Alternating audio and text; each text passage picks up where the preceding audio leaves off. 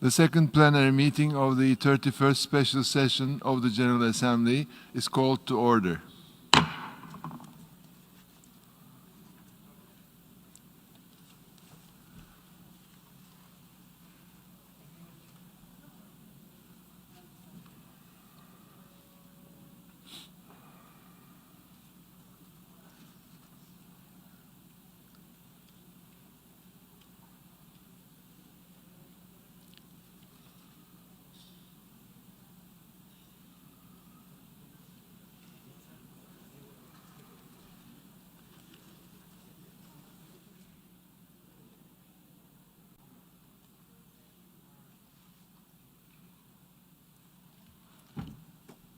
I will now make my opening statement from the rostrum.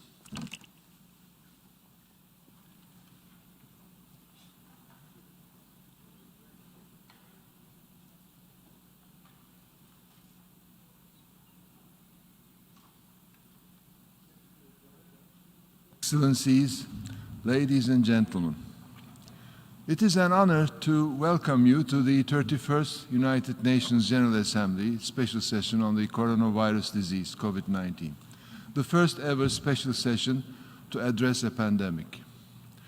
Today marks an overdue and much needed moment of reckoning. None of us could have imagined this time last year what was to come.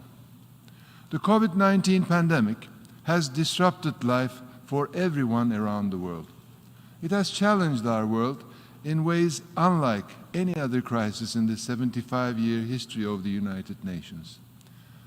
COVID-19 is first and foremost a global health crisis, but it is at the same time an economic crisis, a development crisis, a humanitarian crisis, and a human rights crisis. We face the deepest global recession since the Great Depression and the broadest collapse in income since 1870. The world economy has shrunk by 4.4%. Global extreme poverty is expected to rise for the first time in over 20 years. Up to 115 million people are at risk of being pushed into extreme poverty. Foreign investments have been evaporating. Trade and travel restrictions, steep declines in export earnings, tourism and remittances all put at risk the livelihoods of billions all around the world. Our global development trajectory has been hijacked. Each country is feeling the pressure, yet those that were already lagging behind took the worst hit. Ongoing humanitarian crises have worsened as a famine of unprecedented proportion threatens the poorest people in the world. We are faced with a grave risk where half of the decade of action to implement the SDGs will have been spent simply getting back to where we were at the beginning of the year.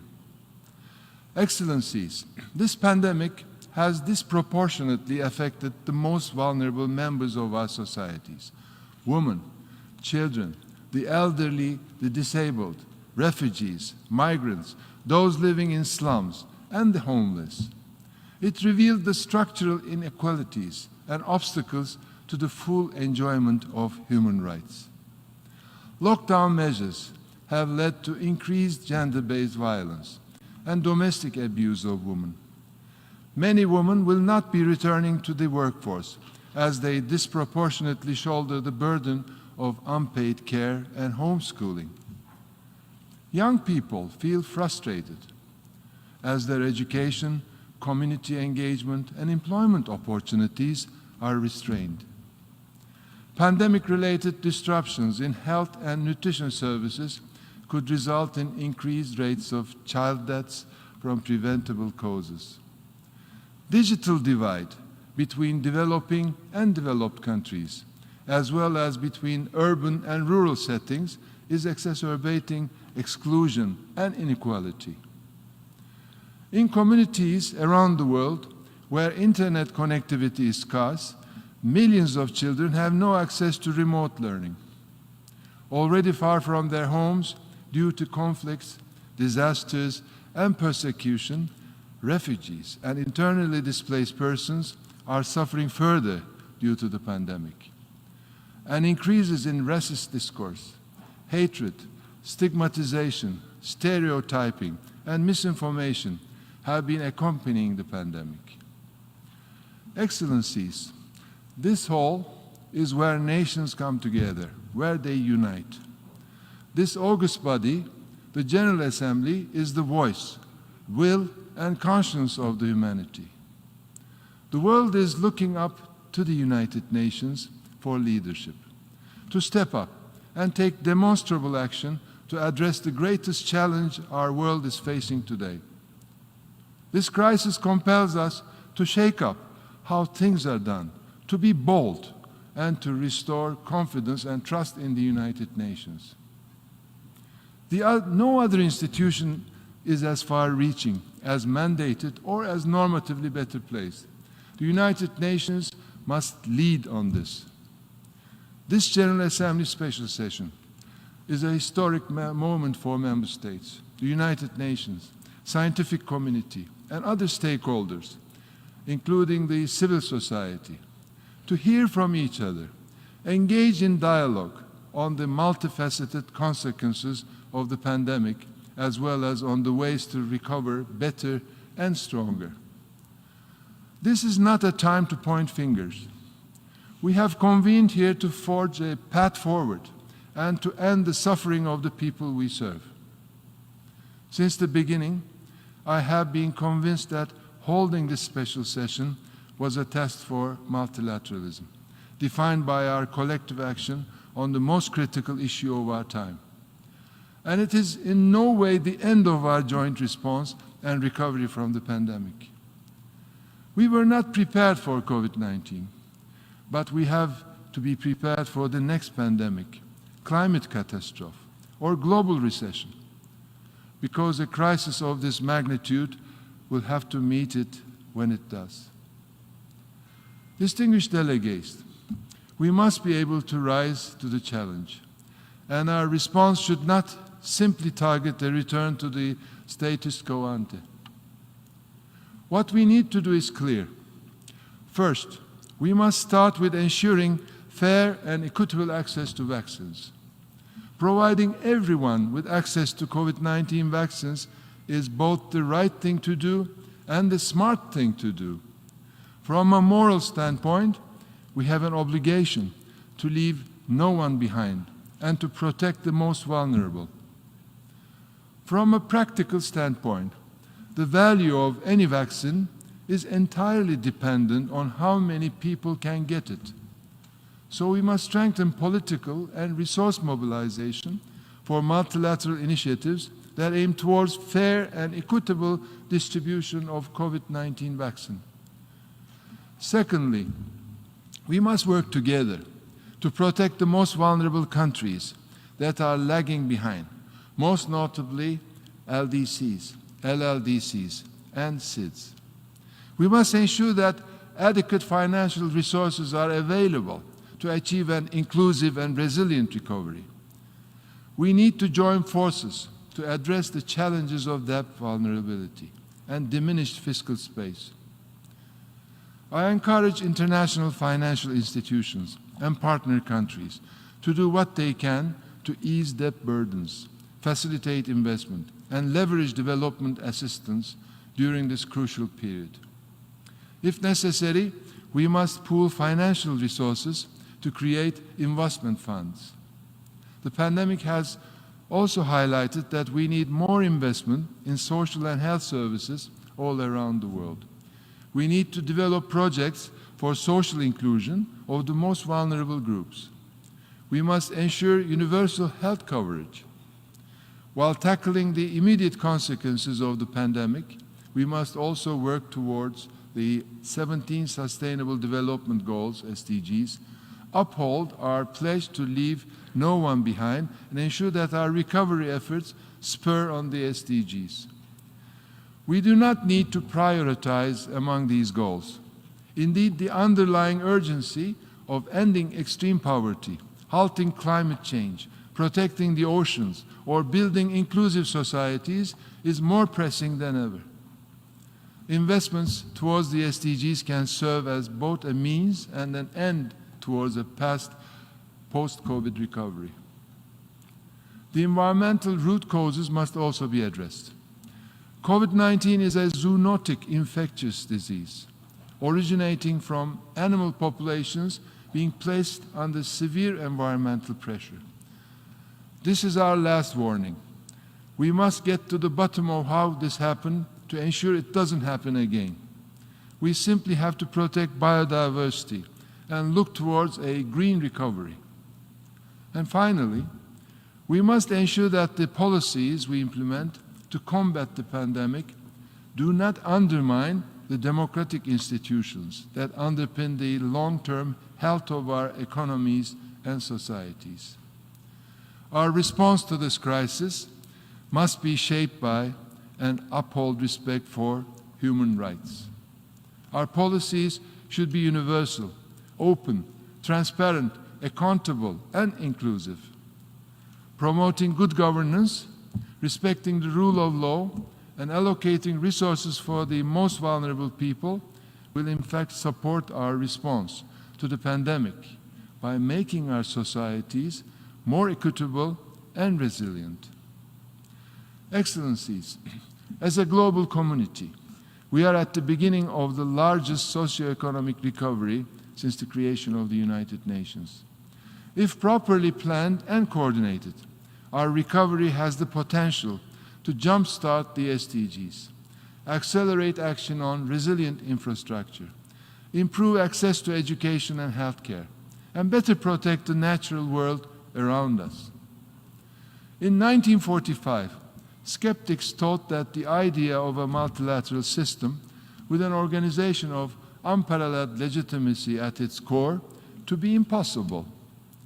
But even at that time of unimaginable tragedy, the world came together for the sake of humanity. I am sure we will be able to do that once again. Right now, we are all dreaming of the day this pandemic is over, the day we can take a deep breath of fresh air without fear, the day we can shake the hands of our colleagues, embrace our families, and laugh with our friends. After months of adjusting to life during this pandemic, it will be easy to feel frustrated. But do not be deterred. We are working for you. We are working for the refugees who are taking every precaution to protect their families in camp settings, working for the people with underlying conditions who are self-isolating at home, for the girls and boys who wish above all else to return to school, for the people in line waiting for COVID testing, and for those who do not have access to such diagnostics, for the healthcare workers who continue to work tirelessly on the front line, for the people battling the effects of the COVID-19 disease, and for the families around the world who are grieving the loss of their loved ones. The UN is working for you. We are united for you.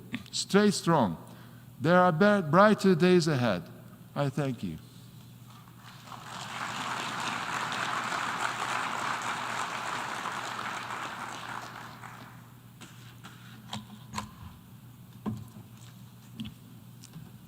Before proceeding further, I would like to invite members to stand and observe a minute of silence for all the victims of the coronavirus disease pandemic, including those in our United Nations family.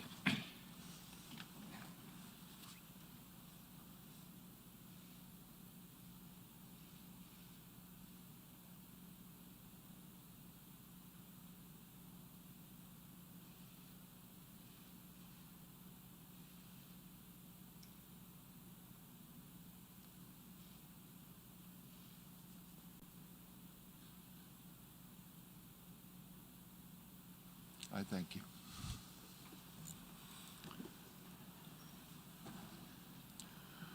I now invite the Secretary General of the United Nations, His Excellency Antonio Guterres, to make a statement, including in his role as Chair of the United Nations System Chief Executives Boards for coordination.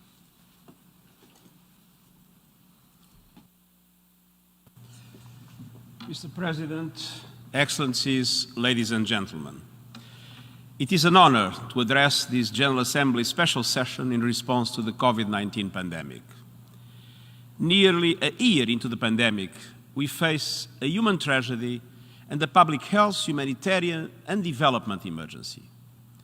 For the first time since 1945, the entire world is confronted by a common threat, regardless of nationality, ethnicity, or faith. But while COVID-19 does not discriminate, our efforts to prevent and contain it do. For that reason, the pandemic has hit the poorest and most vulnerable in our societies hardest. It is having a devastating impact on older people, on women and girls, on low-income communities, on the marginalized and isolated. It is presenting new threats to the 2030 Agenda and the Sustainable Development Goals.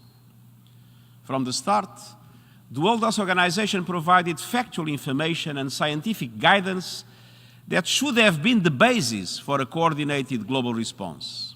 Unfortunately, many of these recommendations were not followed. And in some situations, there was a rejection of facts and an ignorance of the guidance. And when countries go in their own direction, the virus goes in every direction. The social and economic impact of the pandemic is enormous and growing. Thanks to the hard work and dedication of scientists and researchers from around the world, including those who are with us today, vaccines may become available within the next weeks and months. But let's not fool ourselves. A vaccine cannot undo damage that will stretch across years, even decades to come. Extreme poverty is rising. The threat of famine looms. We face the biggest global recession in 8 decades. And these intergenerational impacts are not due to COVID-19 alone.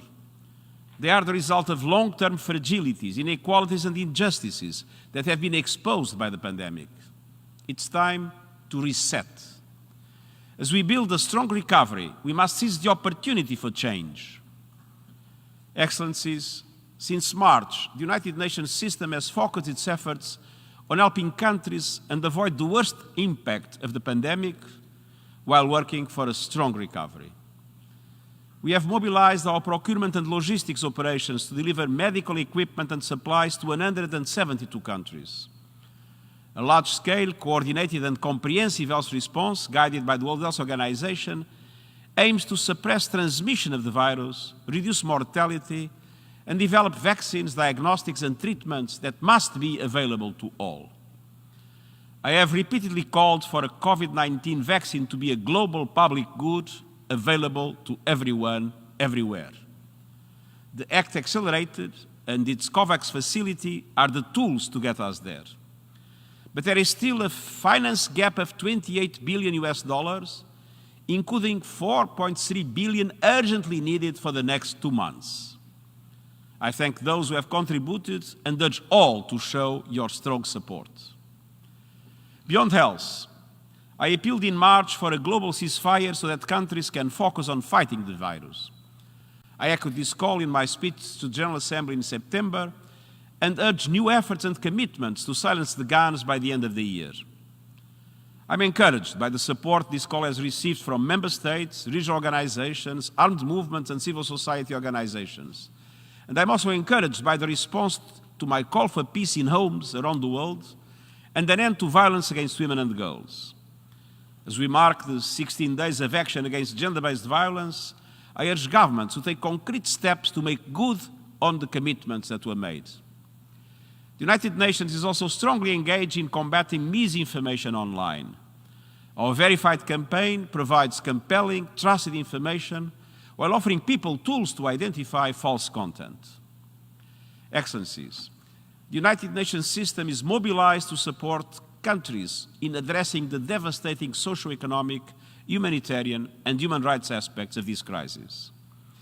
We have extended life-saving assistance to 63 of the most vulnerable countries through our global humanitarian response plan. From the start, we have called for a stimulus package worth at least 10% of global GDP and for debt relief for all countries that need it. I welcome the steps that have been taken to help developing countries, but they are totally insufficient for the scale of this crisis. Many low and middle-income developing countries need immediate support to avert a liquidity crisis. They are being forced to choose between providing basic services for their people or servicing their debts. The initiative we launched with the governments of Canada and Jamaica has developed policy options for financing the response to COVID-19 and putting us back on course to achieve the SDGs. And these include increasing resources available to the International Monetary Fund through a new allocation of special drawing rights to the benefit of developing countries and the voluntary reallocation of unused special drawing rights. I hope the G20 debt initiatives will be broadened so that all vulnerable developing countries are eligible, including middle-income countries that need debt relief. In the longer term, we need a reformed global architecture to enhance debt transparency and sustainability. I'm pressing for these policies in all my global engagements, most recently at the G20. On the ground, our reformed United Nations country teams, led by a new generation of resident coordinators, and largely thanks to the impact of the reform, are being able to support governments in developing national response and recovery plans. Excellencies, looking ahead, the recovery from COVID-19 must address the pre-existing conditions it has exposed and exploited, from gaps in basic services to an overheated planet. Stronger health systems, universal health coverage must be a priority. Since 2007, the World Health Organization has declared 6 public health emergencies of international concern. COVID-19 will not be the last. We must apply the lessons learned if we are to meet the responsibilities to our children and grandchildren. Social safety nets must work for everyone. Too often they fail precisely when they are needed most. A new social contract between people, governments, the private sector, civil society and more can tackle the roots of inequality with fair taxation on income and wealth, universal benefits and opportunities for all. As we launch economies, new investments must lay the groundwork for sustainable development and carbon neutrality in line with the 2030 Agenda and the Paris Agreement on climate change. We cannot bequeath a broken planet and huge debts to future generations. The money we spend on recovery must go into building a greener, fairer future. And there are hopeful news on the climate front. A global coalition is taking shape for net zero emissions. By early next year, countries representing more than 65% of global carbon dioxide emissions are likely to have committed to carbon neutrality. And this sends a clear signal to markets, to investors and to decision makers. Act now to put a price on carbon, to end fossil fuel subsidies, to stop constructing new coal power plants and to invest in resilient infrastructure. 2021 must be a leap year, the year of a quantum leap towards net zero emissions of greenhouse gases. And every country should enhance their nationally determined contributions well in advance of COP26 next November in Glasgow, and in line with the long-term goal of global carbon neutrality by 2050. And adaptation is an essential component of climate action. For least developed countries and small island developing states, it is an existential issue. I appeal to developed countries to fulfill their long-standing promise to provide $100 billion annually to support developing countries in reaching our shared climate goals. Early warning systems, climate-resilient infrastructure and agriculture can help avoid future losses while generating gains for biodiversity and other benefits for humankind. We cannot separate climate action from global well-being, particularly biodiversity. It's time to end the suicidal war with our planet. 2021 must be a year to address our planetary emergency. We need a post-2020 biodiversity framework to halt the extinction crisis to be established in Kunming. And we must see urgent action to protect and advance the health of the world's seas and oceans. Overfishing must stop. Chemical and solid waste pollution, particularly plastics, must be drastically reduced. We must make peace with our planet if we are to live in balance with its incredible riches. Excellencies, as this difficult year draws to a close, let's resolve to take the tough, ambitious decisions and actions that will lead to better days ahead. In a global crisis, we must meet the expectations of those we serve with unity, solidarity, and coordinated multilateral global action. I call on you to take the opportunity of this special session of the General Assembly to confront the COVID-19 pandemic with the urgency it demands to save lives and to build a better future together. And I thank you.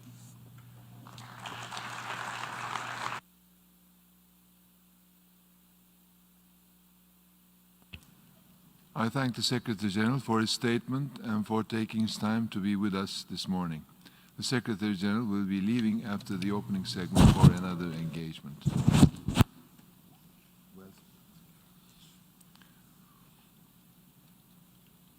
In accordance with Resolution 75-4, I now give the floor to His Excellency Munir Akram, Permanent Representative of Pakistan to the United Nations and President of the Economic and Social Council.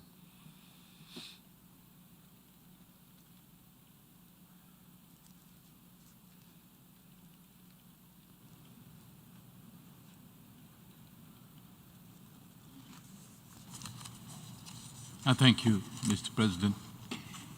Mr. President of the General Assembly, distinguished Secretary General, Mr. President of the Security Council, Your Excellency, Chair of the Movement of Non-Aligned Countries, Excellencies, ladies and gentlemen. I'm honored to be able to speak to the General Assembly's special session in response to the coronavirus disease pandemic. The crisis triggered by the COVID-19 is a health crisis, an economic crisis, and above all, a humanitarian crisis. Global infections have reached 65 million. 1.5 million people have died. We have lost one of our own, Ambassador Toure, the Chargé d'Affaires of Guinea. I would like to take this opportunity to express my deepest condolences to his family and the government of Guinea. The economic statistics are equally devastating. A global economic contraction of nearly 5%. Over 60 developing countries need urgent financial help. 5 countries have defaulted on debt payments. 20 countries face acute food security and scarcity. Over 300 million jobs lost. 100 million people pushed back into extreme poverty.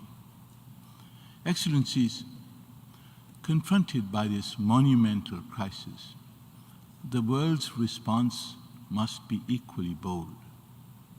We must first ensure that a vaccine against the virus becomes available to everyone, everywhere, rich or poor, man or woman, on an equitable basis.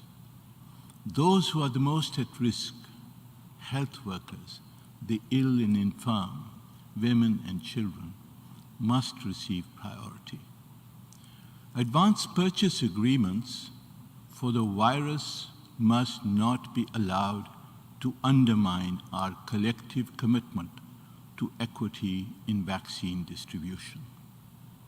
A collective global commitment to the COVAX and the CTAP facility is indispensable.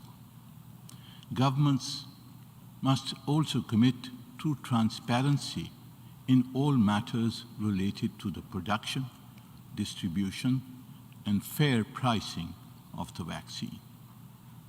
Second, each government should be encouraged to respond to the people's needs.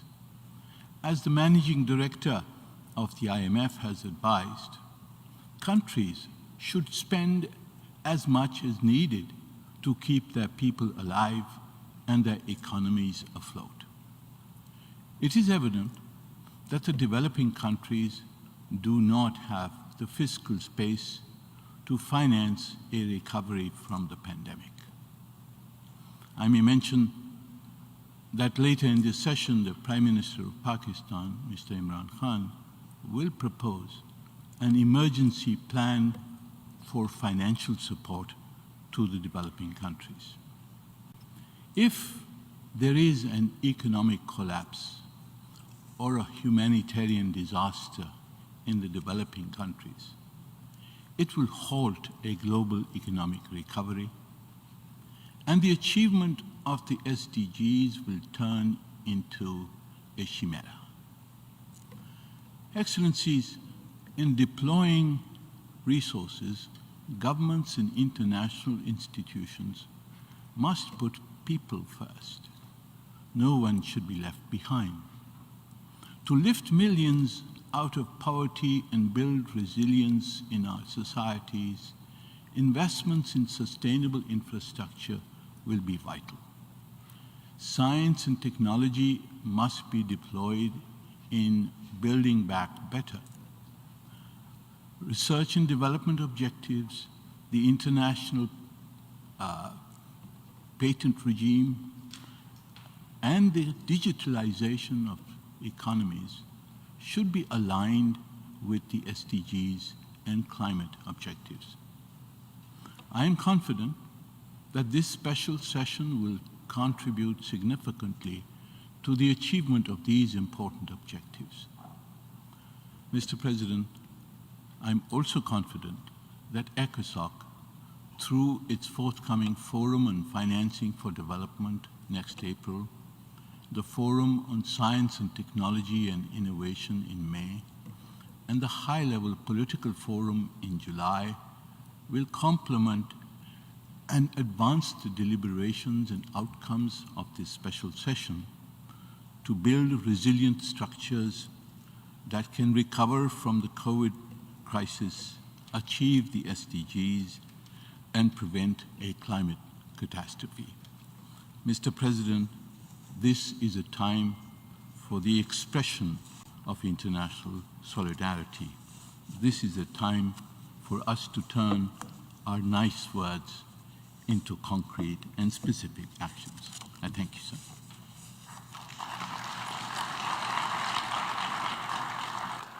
I thank the President of the Economic and Social Council for his statement. Before proceeding further, I have been informed that there is no statement by the President of the Security Council. In accordance with Resolution 75/4, I now give the floor to the distinguished representative of Azerbaijan to introduce the pre-recorded statement by the Chair of Movement of Non-Aligned Countries. I have the honor to deliver this statement.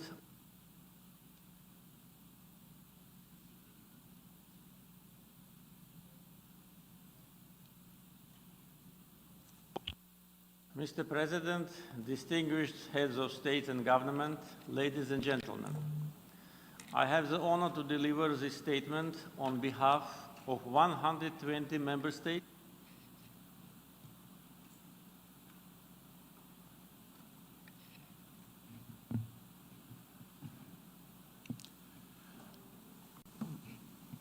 Mr. President, There has been a technical difficulty. We're solving it. I thank you, Mr. President. Mr. President, I have the distinct honor and privilege to introduce a pre-recorded statement by His Excellency İlham Heydaroğlu Aliyev, President of the Republic of Azerbaijan, in his capacity as the Chairman of the Movement of Non-Aligned Countries. I thank you.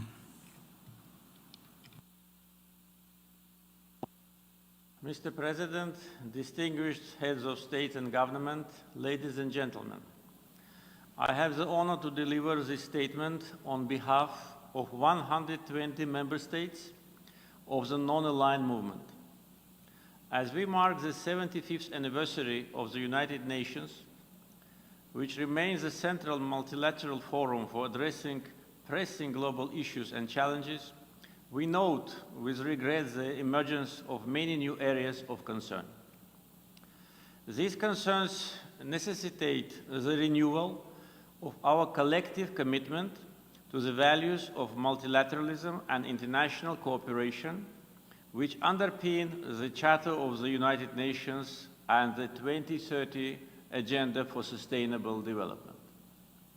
A good testament of this was overwhelming support by the UN member states for the initiative to convene the special session of the UN General Assembly in response to COVID-19 pandemic put forward by the non-aligned movement. It constitutes, among others, the remarkable success for the member states of NAM, since this year also marks the 65th anniversary of the adoption of Bandung Declaration, which envisaged the promotion of international cooperation for the common prosperity and well-being of all. In this connection, I would like to express on behalf of the movement our sincere gratitude for the support extended by the UN member states and the President of the General Assembly.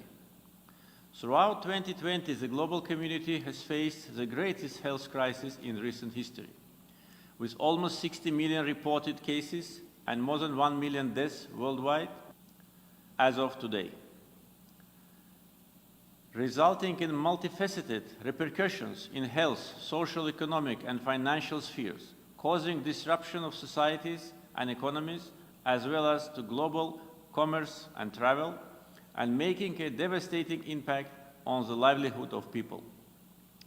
With the aim to contributing to the global efforts in addressing the unprecedented universal impact of the pandemic, and to find out possible ways to provide a prompt, adequate, and inclusive assistance to the member states of the non-aligned movement, Azerbaijan, as the chair of the movement, convened the online summit-level meeting of the NAM contact group in response to COVID-19 under the theme United Against COVID-19 on May 4th, 2020.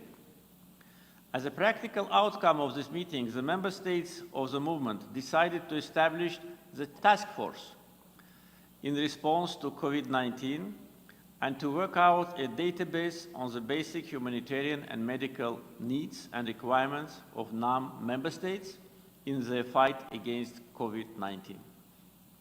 We are pleased to know that the World Health Organization uses the NAM database as one of its reference points for identifying the existing needs of NAM member states in addressing the pandemic. The non-aligned movement praises the activities of the United Nations system in response to the COVID-19. We commend strong leadership of the Secretary General, who played a central role in spearheading the United Nations global response to the pandemic, while at the same time ensuring continuity of operations of the UN Secretariat. The movement fully supports the WHO and its leadership in their critical role in providing guidance, training, equipment, and concrete life-saving services in order to ensure effective response of the international community to the ever-increasing challenges posed by the COVID-19 pandemic. The pandemic has exposed and aggravated vulnerabilities and inequalities in both developing and developed countries, and also among them deepening poverty and exclusion and pushing the most vulnerable even further behind.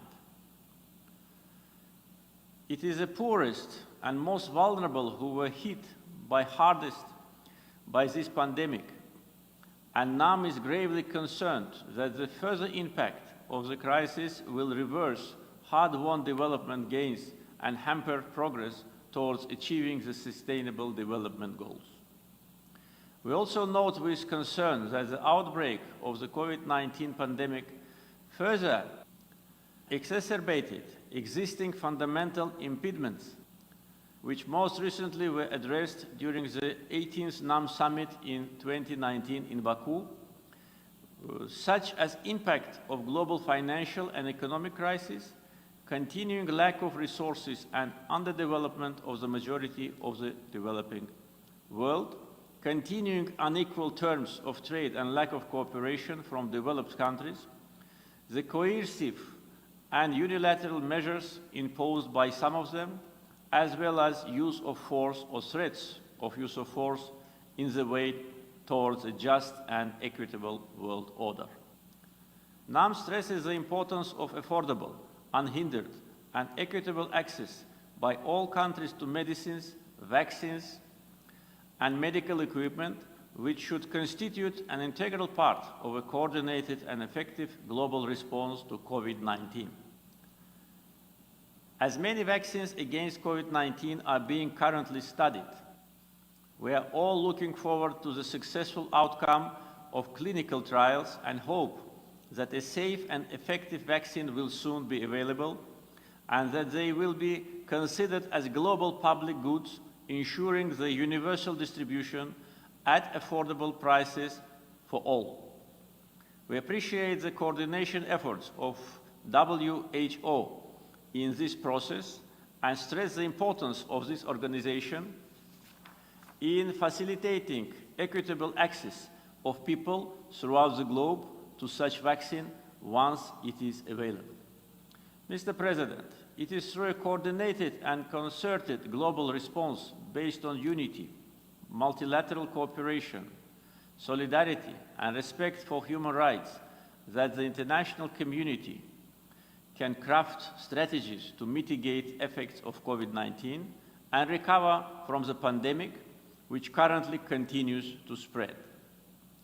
This special session will serve broad objectives, such as reaffirming and strengthening commitment to international cooperation and multilateralism, highlighting best practices as well as challenges to UN member states in responding to the pandemic and reflecting on the central position of the United Nations through providing an opportunity for open and transparent discussions among member states, observers, relevant UN agencies and bodies, and other stakeholders.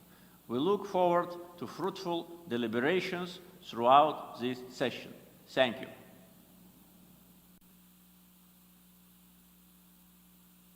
I thank the Chair of the Movement of Non-Aligned Countries for his statement. We have heard the last speaker for the opening segment of this special session.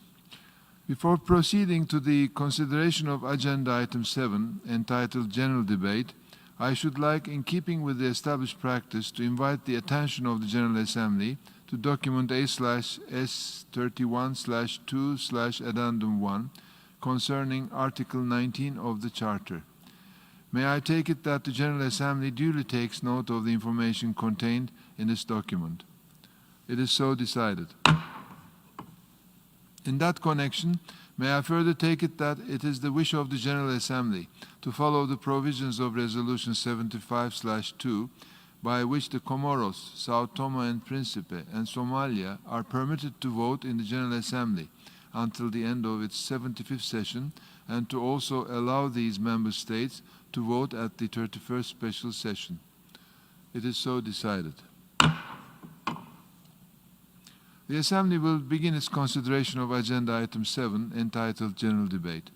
As members are aware, the Assembly, in its Resolution 75/4, decided, without setting a precedent for future special sessions of the General Assembly, each member state, observer state, and the European Union, as well as representatives from relevant organizations attending the special session, can submit a pre-recorded statement by their heads of state, of government, head of delegation, or other dignitary, which will be played in the General Assembly Hall during the general debate of the special session, after introduction by their representative who is physically present in the Assembly Hall.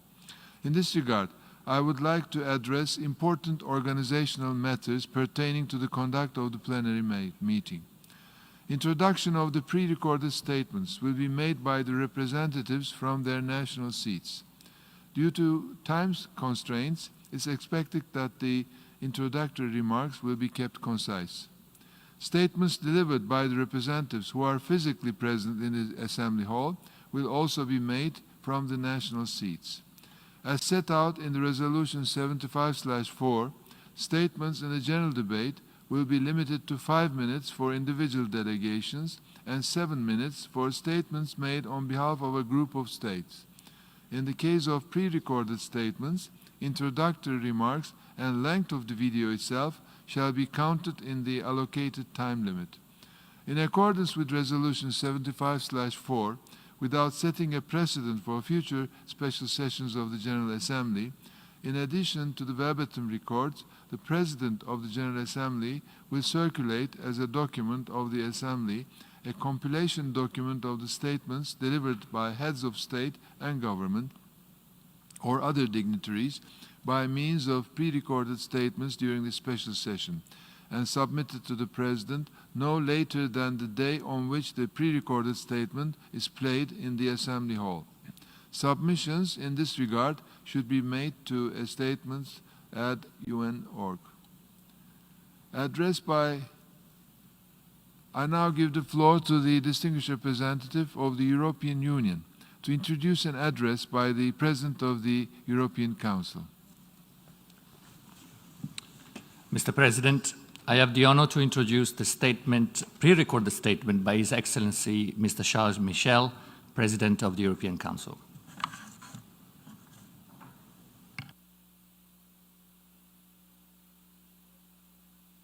Excellences, Mesdames. Excellencies, ladies and gentlemen, first of all, I would like to thank the Secretary-General, Antonio Guterres, for having organized this extraordinary summit on COVID-19. The United Nations must be the place where all our positive forces are brought together.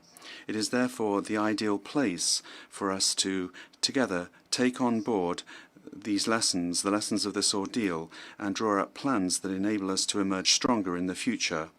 And I would like to be pragmatic here and launch a concrete proposal. The number of epidemics has increased in recent decades. We knew that the world could potentially be struck by a major pandemic, and yet we were caught unprepared. There was therefore a failure of sorts, and we need to draw the lessons and the consequences from this. However, there was also a monumental achievement. Vaccines have been developed in less than a year, rather than the 10 years generally needed. What is the key to this success? Well, it's an unprecedented global cooperation and mobilization involving the scientific community and industry, to which the public authorities have provided the necessary support and funding. The European Union has been at the forefront of this mobilization. In May last spring, the EU launched a pledging marathon which raised nearly 16 billion euros in public but also private funds for research to provide universal access to coronavirus treatments, tests and vaccines. The European Union participates in the COVAX facility, and we also intend to play our part in facilitating the equitable distribution of vaccines through donations of part of the doses purchased by our member states. The success as regards vaccines is the result of mobilization and of international solidarity. With a view to future pandemics, we now need to build on this approach, structuring our collective capacity to anticipate, prepare for, and manage such crises. I propose that we do so through an international treaty on pandemics. Such a treaty should be agreed within the framework of the World Health Organization, which is the cornerstone of international cooperation against pandemics. It would complement and reinforce our action. The other international organizations and agencies concerned should also be involved. But what should the objective of this treaty be? The objective, in a word, is to do better in all areas in which we have observed that we need to reinforce our cooperation, and here I would like to mention some of them. First of all, monitor the risks more effectively. We need to develop our knowledge and surveillance of the emergence of infectious diseases in animals, of which the transmission to humans is the foremost epidemiological risk. Secondly, better finance and coordinate research. We have seen how the speed of the financial mobilization was crucial in shortening the time required to produce vaccines. The ACT Accelerator experience should serve as a model for developing a rapid scientific and industrial response capacity. We also need to alert and share information more effectively.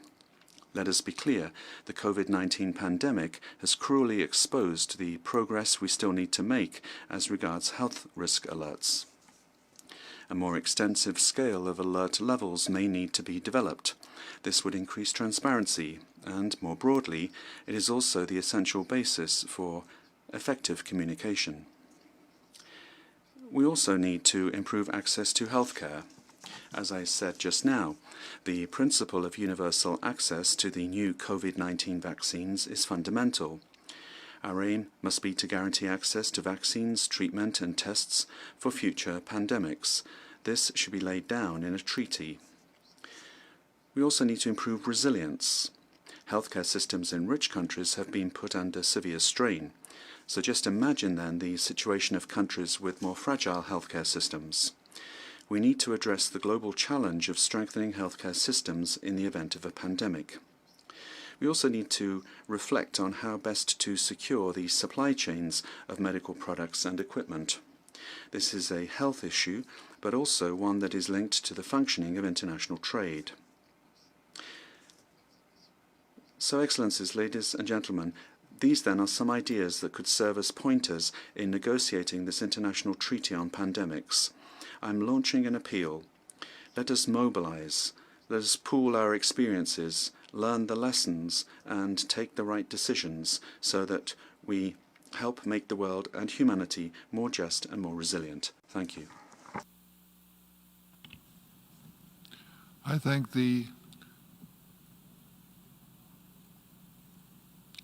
I wish to thank the President of the European Council of the European Union for the statement just made. I now give the floor to the distinguished representative of Malawi to introduce an address by the head of state.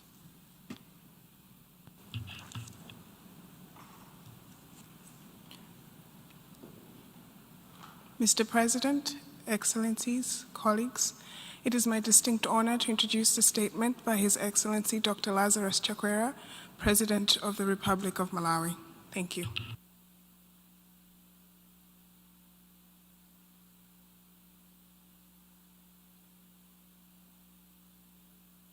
Your Excellency,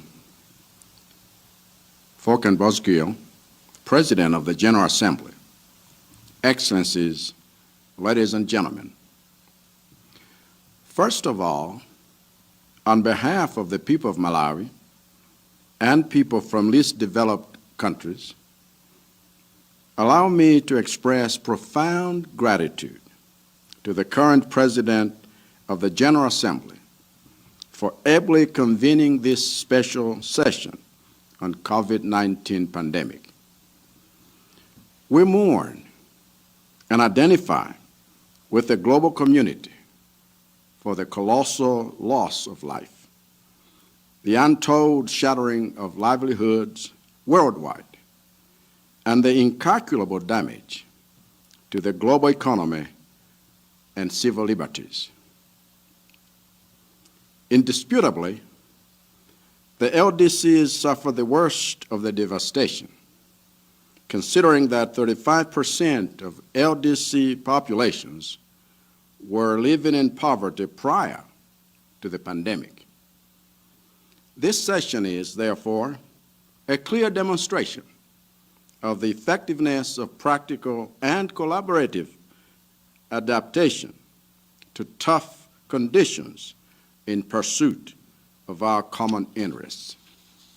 Mr. President, the COVID-19 pandemic is a multi-dimensional crisis with grave impacts on poverty, malnutrition, education, and health services, resulting in reversal of hard-earned achievements on sustainable development goals. The share of LDC's exports is sharply contracting. External indebtedness has become a serious concern as government revenues continue to decline while social spending rises. It is increasingly likely that most LDCs will default on their debt repayments. Urgency is paramount here. If we are to save our nations and recover whilst building back better towards the 2030 agenda. In this regard, the group of LDCs has issued a statement proposing an immediate global stimulus package for LDCs. I therefore call upon global leaders to respond to our calls and provide support for its implementation. Mr. President, specifically, I wish to make the following calls. First, the immediate highest priority of the world must be saving lives and restoring livelihoods. As a number of COVID-19 vaccines have reached near completion point, we are pleased by the G20 commitment to ensure fair distribution and support towards poor countries. We urge global leaders to declare all successful vaccines and therapeutic medicines as, quote, the global public goods and common property of humanity, end of quote, to ensure equitable access to these products. This should facilitate extensive immunization against COVID-19, which requires strong collaboration among countries, private sector, civil society, multilateral organizations, and other stakeholders. Second, we are encouraged by the G20 commitment on debt restructuring. We reinforce our call to full cancellation of all LDC's debt owed by bilateral and multilateral creditors, including private commercial creditors.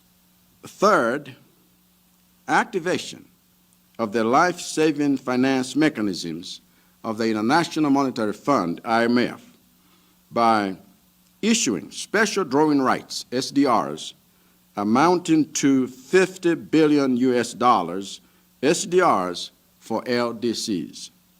This should assist us to finance an immediate response to the pandemic. And fourth, development partners must fulfill their commitment of the 0.15 to 0.2% of official development assistance to LDCs with immediate effect. We also call upon the international community to support a robust trading system as a key driver to the post-crisis recovery. In this regard, we are calling for a revitalized global trade framework to maximize the benefits of international trade. Fifth, as the world is fighting the COVID-19, digital connectivity has proven to be a crucial lifeline in maintaining economic and social activities. LDCs need access to modern science, technology, and innovation in order to ensure rapid recovery and to build back better without leaving anyone behind.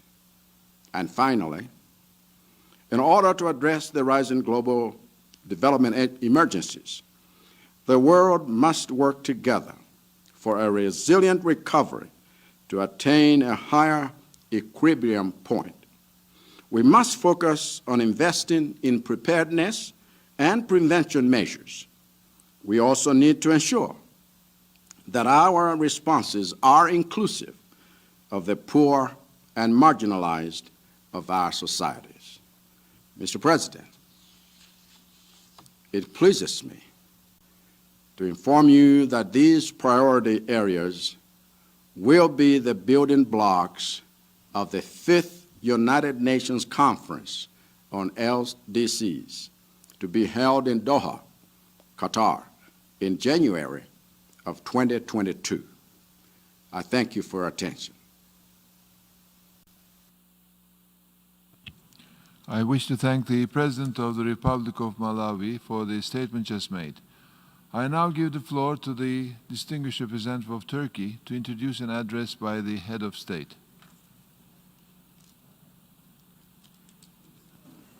Mr. President, I have the honor to introduce His Excellency Mr. Recep Tayyip Erdoğan, President of the Republic of Turkey, who will deliver a pre-recorded statement. Thank you.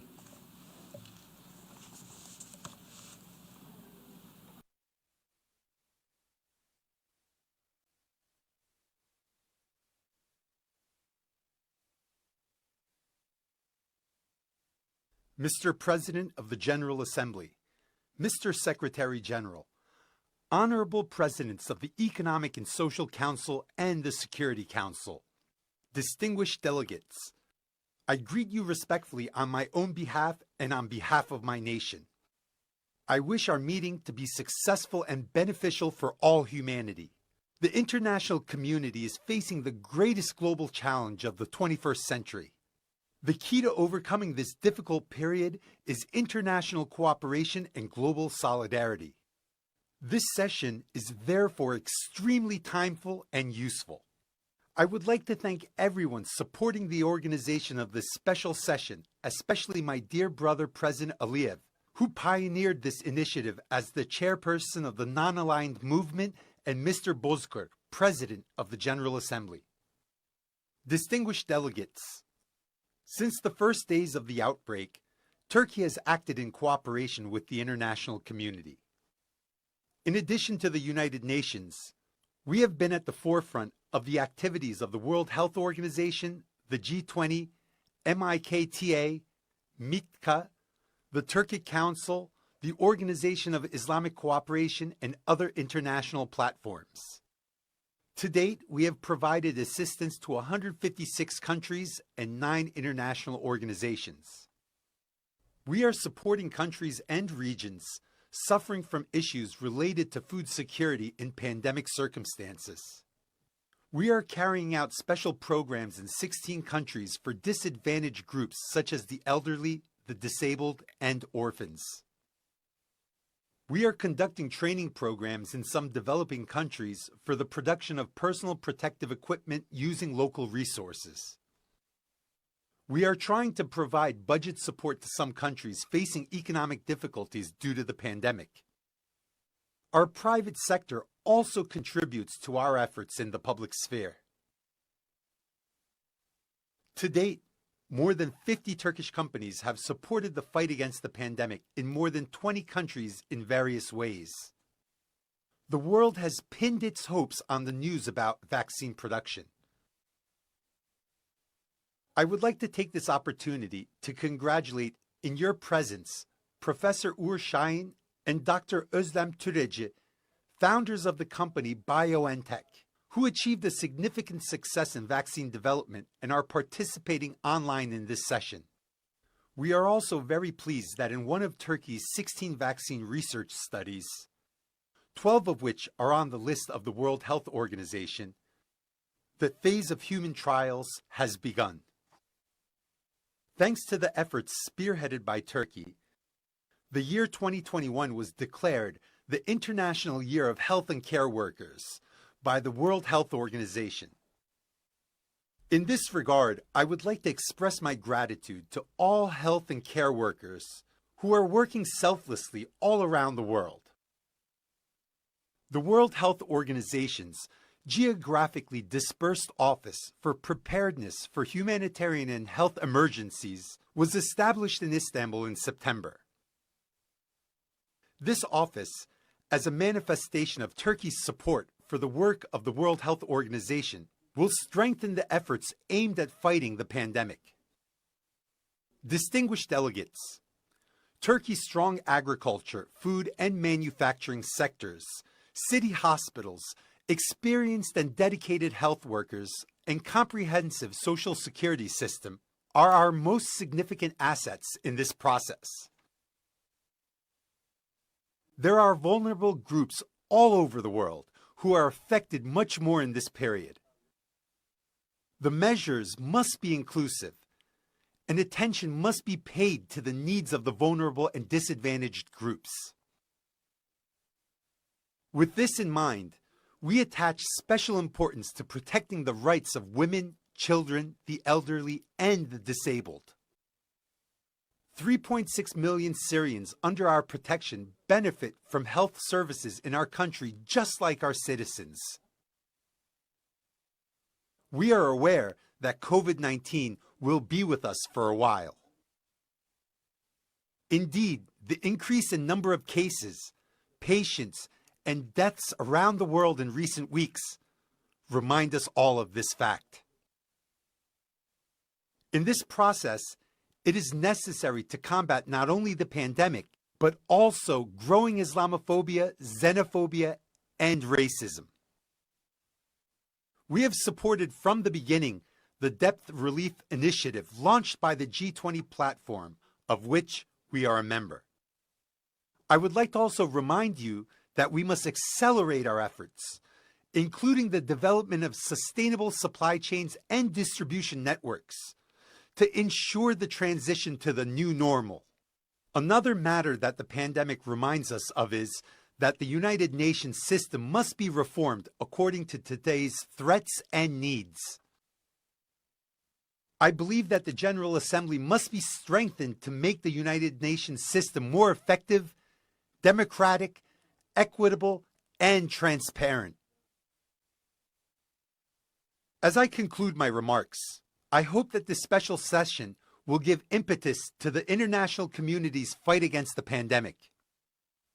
I would like to thank everyone taking part in the conduct of the program and extend my most heartfelt greetings to all of you once again.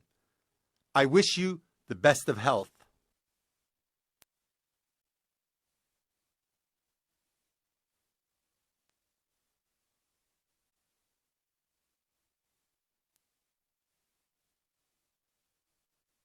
State. Monsieur le Président. Mr. President, I am happy to announce the speech of the President of the Swiss Confederation. It's a particular honor to be able to announce a feminine voice amongst the leaders of the world. Thank you.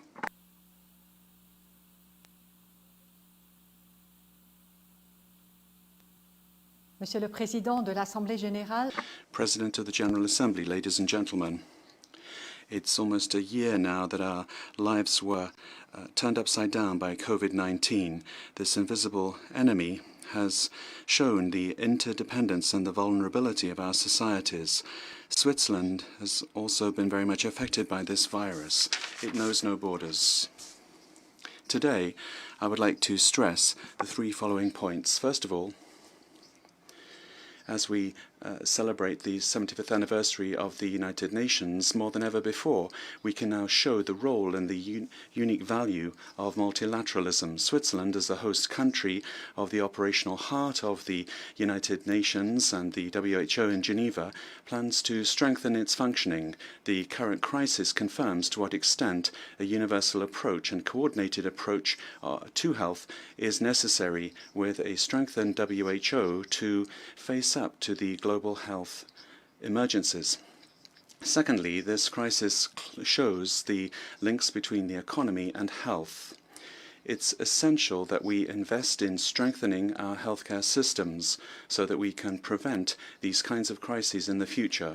To invest in prevention costs less than to react to a crisis.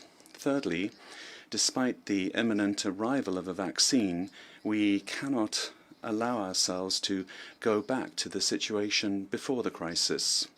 Today, we have an opportunity to move towards a model of a more inclusive, resilient, and sustainable society in line with the 2030 Agenda for Sustainable Development and the multilateral agreements on the environment, such as the Paris Climate Agreement. Ladies and gentlemen, protecting the health of everyone is a common responsibility. As a country, it's our responsibility to further strengthen the international health regulations together with our partners of the coalition to ensure that we can protect health. Switzerland is committed to this. Switzerland supports research and development for a vaccine that will be safe, accessible and fairly distributed across the world, particularly supporting the organizations that are involved in the ACT Accelerator program. We plan to make COVAX a success for everyone. Switzerland also supports the global response to the economic and social aspects of the crisis. We are providing funding of more than $1 billion to the Fund to Reduce Poverty and Increase Growth of the IMF, and we also support the G20 and Paris Club initiative to temporarily suspend the debt servicing of the poorest countries. Moreover, Switzerland provides $400 million to international action. These contributions of states and actions of states are important, but only solidarity, international cooperation, and multilateralism will enable us to, together, overcome the pandemic. Thank you for your attention. I wish to thank the President of the Swiss Confederation for the statement just made. I now give the floor to the distinguished representative of Honduras to introduce an address by the head of state. Señor Presidente. Mr. President, I have the great honor of introducing a pre-recorded statement by Juan Orlando Hernández Alvarado, President of the Republic of Honduras.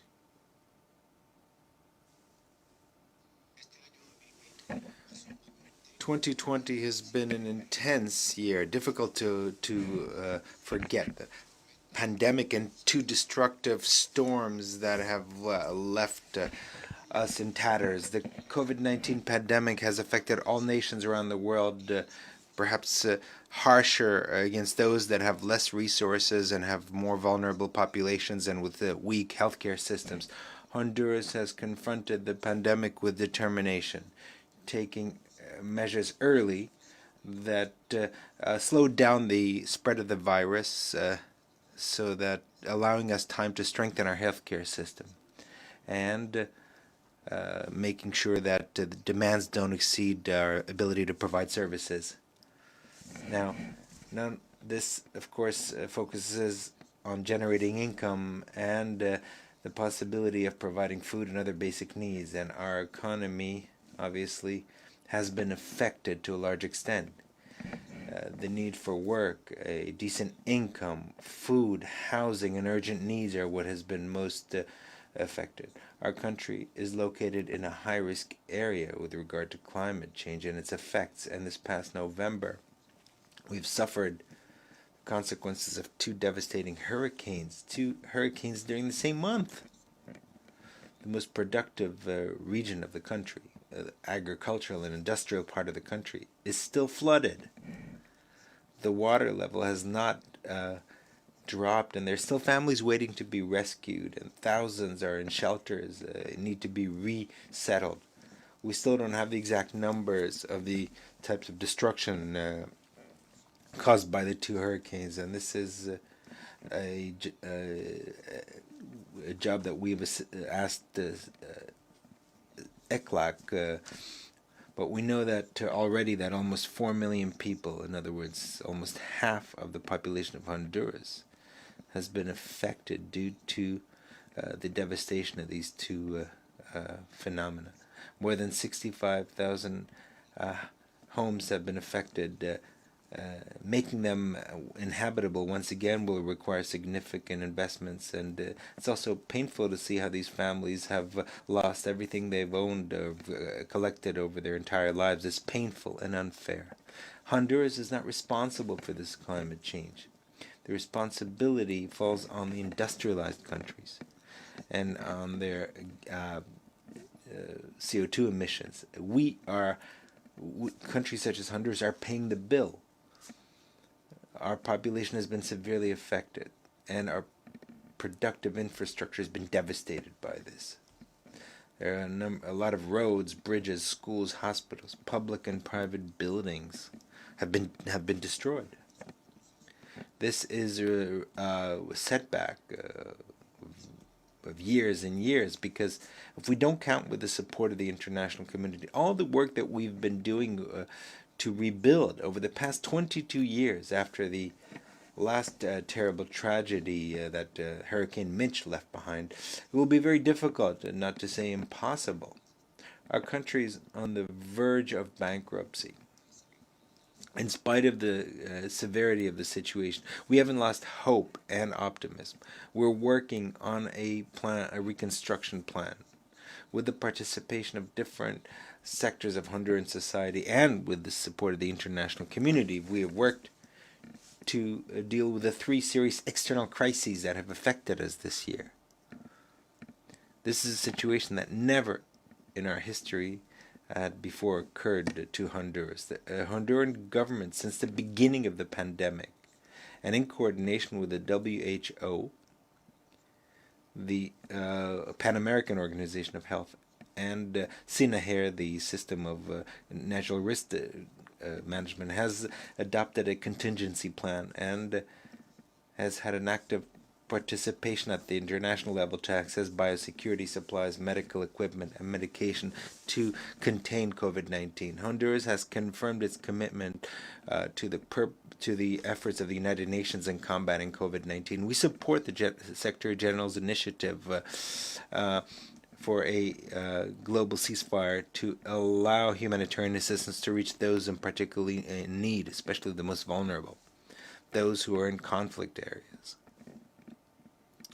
Honduras co-sponsored the first resolutions presented in the General Assembly on COVID-19, global solidarity against COVID-19, and international cooperation to ensure global access to medication, vaccines, and medical equipment to face COVID-19.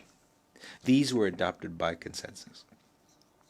On the 11th of September of this year, Honduras supported the adoption of a resolution entitled Omnibus Comprehensive Resolution in coordination in response to the COVID-19 pandemic.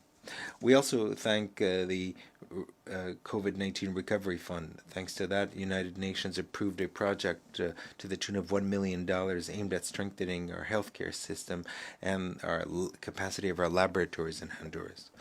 Honduras has accomplished has joined the Gavi-COVAX alliance, which ensures that we'll have access to a vaccine against COVID-19 for 20% of our population, based on the response we received from Dr. Seth Berkley, Executive Director of the Alliance, Gavi. The other vaccines against COVID-19 that the country has requested will be acquired with the rest of Latin America through the revolving fund of the Pan American Healthcare Organization. And to date, 32 countries of the region have joined this collective effort. The Honduran government is making an appeal to the international community to continue strengthening the financial fund of the Gavi-COVAX fund, which is an important mechanism promoted by the WHO to guarantee access to vaccines against COVID-19 to the most vulnerable countries, and we're very grateful for it. The Honduran government expresses its deep gratitude to the governments of friendly countries and the Organization of the United Nations systems, various international organizations, for the constant solidarity with the Honduran people during the pandemic, and more recently during the Eta and Iota hurricanes. We are grateful for the deployment of the Disaster Assessment and Coordination Team to support dealing with the impact of Eta and Iota storms. Also, the United Nations Central Emergency Response Fund has provided support to us. They have allocated $3.9 million to support people affected. Also, a flash appeal has raised $69.2 million to provide a response to the humanitarian needs, in particular healthcare, water, sanitation, hygiene, shelter, and education.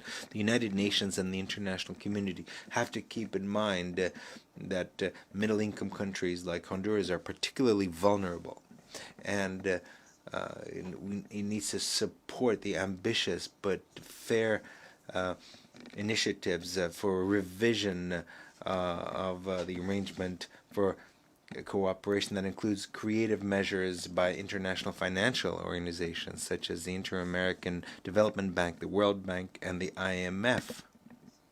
in order for us to have access to reconstruction funds. Honduras reiterates its call to eliminate family remittance taxes during the crisis.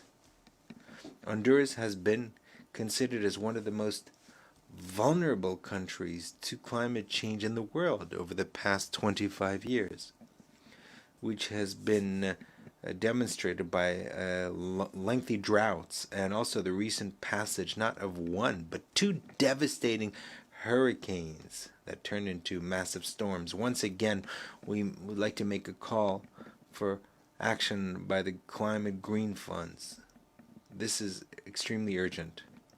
It's a topic that can't wait any longer. This is why we request rapid actions and without bureaucratic red tape. Honduras is already a victim of severe climate change, and it doesn't seem to be improving. Quite to the contrary, it's getting worse.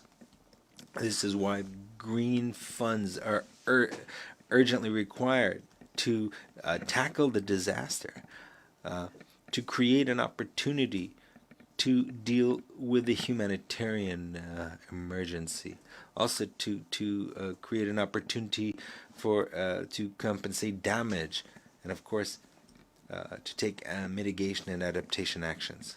These emergencies have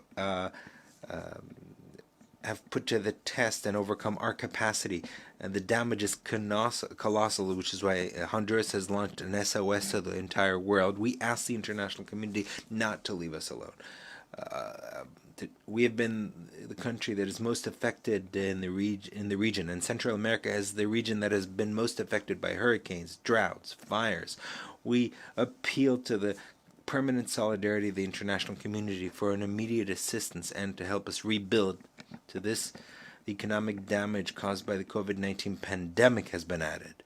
So it's a situation that greatly exceeds the country's own resources to deal with this emergency. This is why the solidarity of our friends and of the entire world will be very necessary, as well as the responsibility of those who have signed climate change agreements. Thank you very much. I wish to thank the President of the Republic of Honduras for the statement just made. I now give the floor to the distinguished representative of Azerbaijan to introduce an address by the head of state. Mr. President, it is my great honor and privilege to introduce pre-recorded message by His Excellency Mr. Ilham Heydaroglu Aliyev, President of the Republic of Azerbaijan, in his national capacity. I thank you.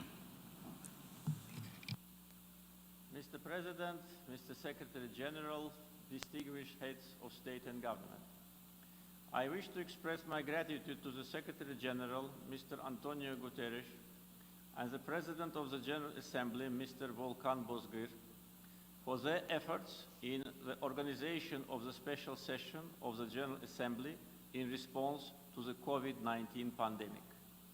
Azerbaijan, as a chair of the non-aligned movement, initiated holding of the summit of the contact group of the non-aligned movement in response to coronavirus on May 4th, 2020. During the summit, I suggested the convening of the special session of UN General Assembly in response to coronavirus at the level of the heads of state and government. All 120 non-aligned movement members supported this proposal. It reaffirmed their commitment to Bandung principles. Overall, more than 150 UN member states supported this initiative. Azerbaijan has taken timely and necessary preventive measures to stop the spread of the virus. We have taken adequate actions in response to the emerging situation with regard to COVID-19.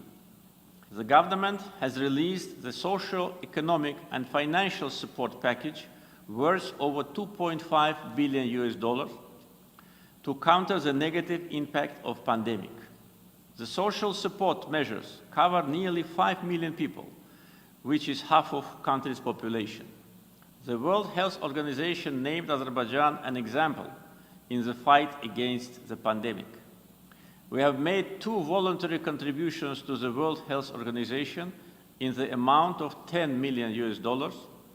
In the meantime, to date, Azerbaijan has provided humanitarian and financial assistance to more than 30 countries. Mr. President, Azerbaijan supported the initiative of the Secretary General on a global ceasefire during the pandemic. However, this call remained unheard by Armenia. During the last 2 years, Armenia deliberately destroyed the negotiation process. Prime Minister of Armenia made a number of provocative statements, like Karabakh is Armenia, which put an end to negotiations. In July 2020, Armenia perpetrated military provocation along the state border. In my statement during the general debate of the General Assembly on 24th of September, I warned that Armenia is preparing for a new war. On September 27th, Armenia launched large-scale military aggression against Azerbaijan. During 44 days, armed forces of Armenia heavily shelled Tartar and other cities of Azerbaijan. Armenia fired ballistic missiles against Ganja, Barda, Mingechevir, Gabala, Siazan, and other cities which are far away from the front line. They used heavy artillery, ballistic missiles, white phosphorus, cluster munitions to cause mass casualties and forced displacement among Azerbaijani civilians. 94 civilians, including 11 children, were killed, more than 400 wounded. Azerbaijani army responded adequately and defended its citizens and territory, and launched successful counterattack operation which resulted in liberation of the large part of our occupied territories. Military victory of Azerbaijan during the military operations forced aggressor to surrender and led to signing the trilateral statement of the presidents of Azerbaijan and Russia and Armenia's prime minister on November 10th, which provided liberation of other occupied territories. Turkey and Russia play an important role in ensuring ceasefire through joint ceasefire monitoring center. Thus, Armenia-Azerbaijan Nagorno-Karabakh conflict was resolved by military political means.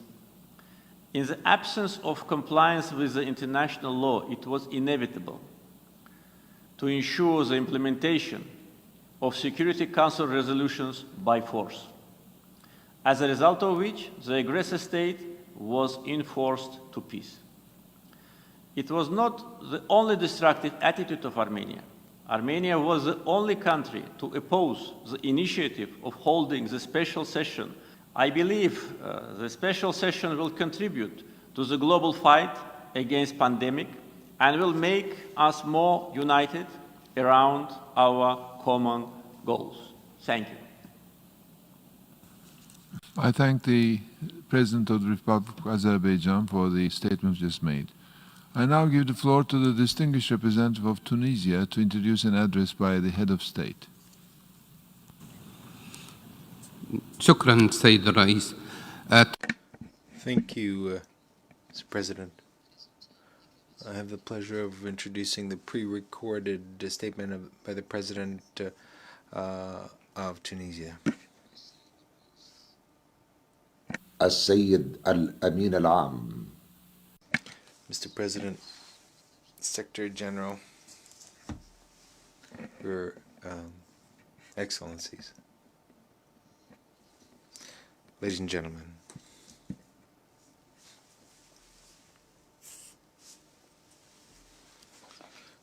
allow me right off the bat to thank the President of Azerbaijan and Chair of the Non-Aligned Movement for his initiative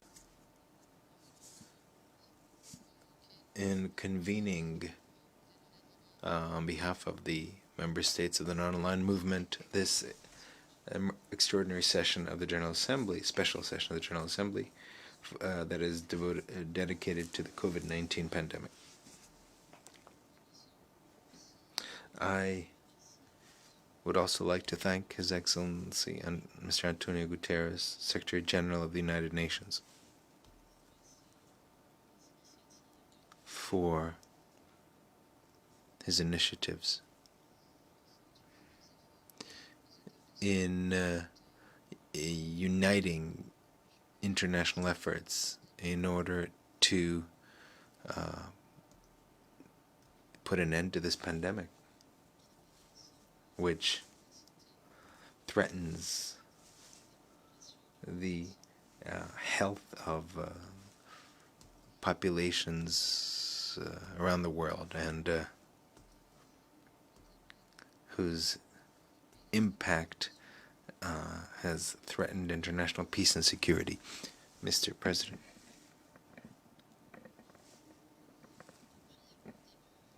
since the start of this pandemic, Tunisia has always stressed the importance of a coordinated international response based on solidarity in order to confront this pandemic. It will be difficult to contain this pandemic if we all acted separately. This is why Tunisia has advocated for a coordinated approach that takes into account the needs of countries and peoples around the world. And to give a concrete expression to this vision, Tunisia has taken the initiative as a non-permanent member of the Security Council to introduce a draft resolution in coordination with France, a resolution that was adopted unanimously as resolution 2532. This resolution is a decisive turning point in the history of the United Nations. Indeed, this resolution makes it possible to expand the concept of collective security, to include in that concept a sanitary dimension that could also be a threat to international peace and security. And the resolution has allowed the member states of the Security Council to adopt a common vision, to embrace a common vision on our collective responsibility to uphold peace and to freeze all military operations around the world and institute a ceasefire, a global ceasefire, establish a humanitarian truce in conflict areas. Mr. President, Tunisia welcomes the efforts of the United Nations and its various agencies in containing this crisis and mitigating its impact. Now, we do think that we still need a plan that responds to the needs of everyone involved. And bearing that in mind, Tunisia would like to reiterate its appeal to a veritable surge of international solidarity in terms of easing the debt burden and easing the economic and financial pressure. And we would like to stress the need to ensure equitable access to a vaccine as soon as it is available. We need to redefine our priorities in the area of international cooperation and to provide appropriate support that is that reflects the extraordinary circumstances that we are facing, and to ensure food security and sustainable means of production and consumption, as well as effective systems of social protection and a universal sanitary coverage, without, of course, forgetting the need to respect the human rights of everyone. We believe that this kind of meeting, this kind of session is an excellent opportunity to flesh out the concept of collective security in order to support multilateralism and to engage in discussion on the means of improving governance for a better future for future generations. Thank you very much for your kind attention. May the peace of God be with you. Thank you. I wish to thank the President of the Republic of Tunisia for the statement just made. I now give the floor to the distinguished representative of Cuba to introduce an address by the head of state. Señor Presidente. Mr. President, I have the honor to present the video statement of the President of the Republic of Cuba, Mr. Miguel Diaz-Canel Bermudez. Señor Secretario General. Secretary General, Mr. President, distinguished heads of state and government, heads of delegations, I would like to thank the Republic of Azerbaijan, the current president of the Non-Aligned Movement, for the initiative to convene this special session of the General Assembly. An articulated response to the COVID-19 pandemic and its consequences, consistent with the protocols and good practices established by the World Health Organization, can only be promoted at the global level by this body, which is the most universal and representative of the United Nations system. It is a sad and undeniable fact that the pandemic has exacerbated the serious problems and colossal challenges that humanity had already been facing before the outbreak of this disease. We are referring to the wars, including non-conventional wars, the use and threat of use of force and the implementation of unilateral coercive measures, but also about the absence of precarious situation of health services, education and social security under the blind rules of the market and the unequal exchange that has prevailed in the world. The signs of what some experts have described as the worst economic recession since the Second World War have become dramatically visible today, and no one doubts that the brunt of the crisis will be borne by the countries of the South, which are already affected by the abuse of neoliberal policies that has amplified the ravages caused by poverty. The foreign debt of developing countries, which has been paid several times before, has grown bigger as a result of the pandemic, thus cutting short the aspirations of economic and social well-being. It's unpayable and should be cancelled.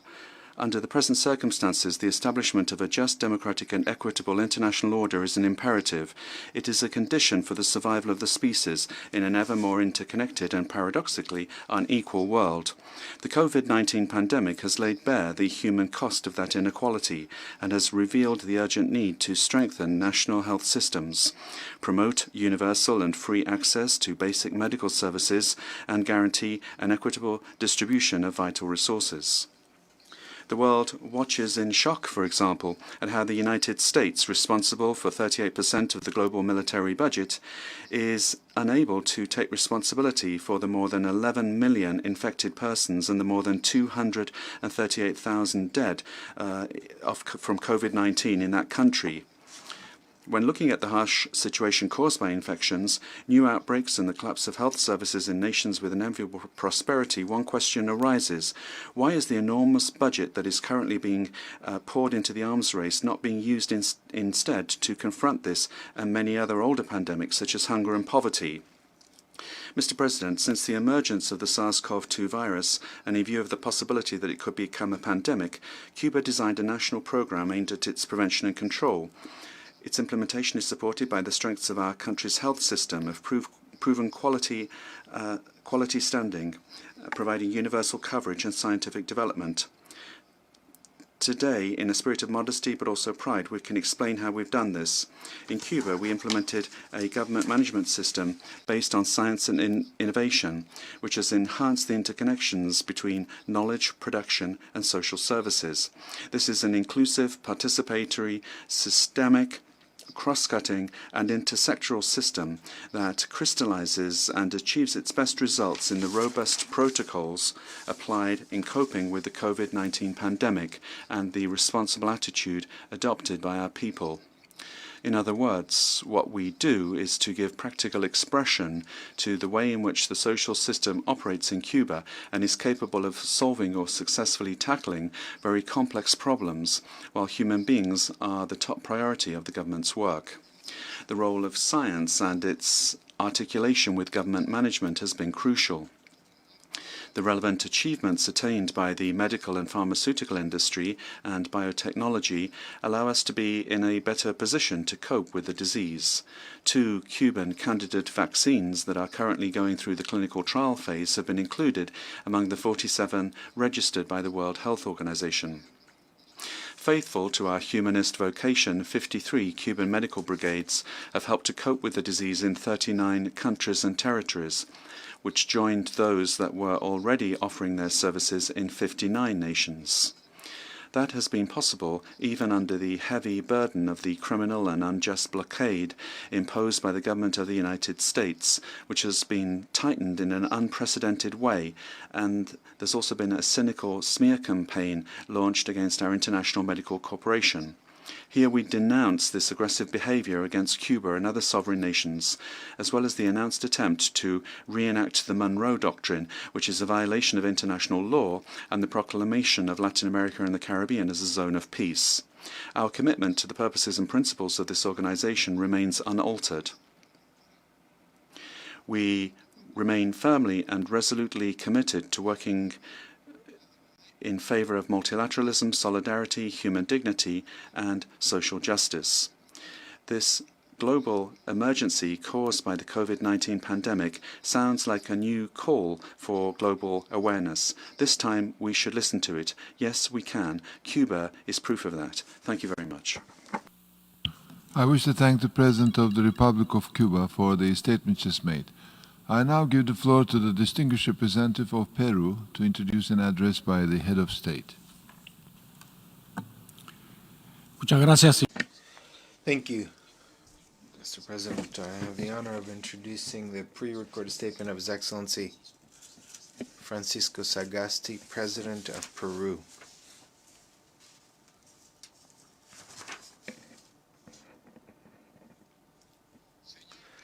Mr. President,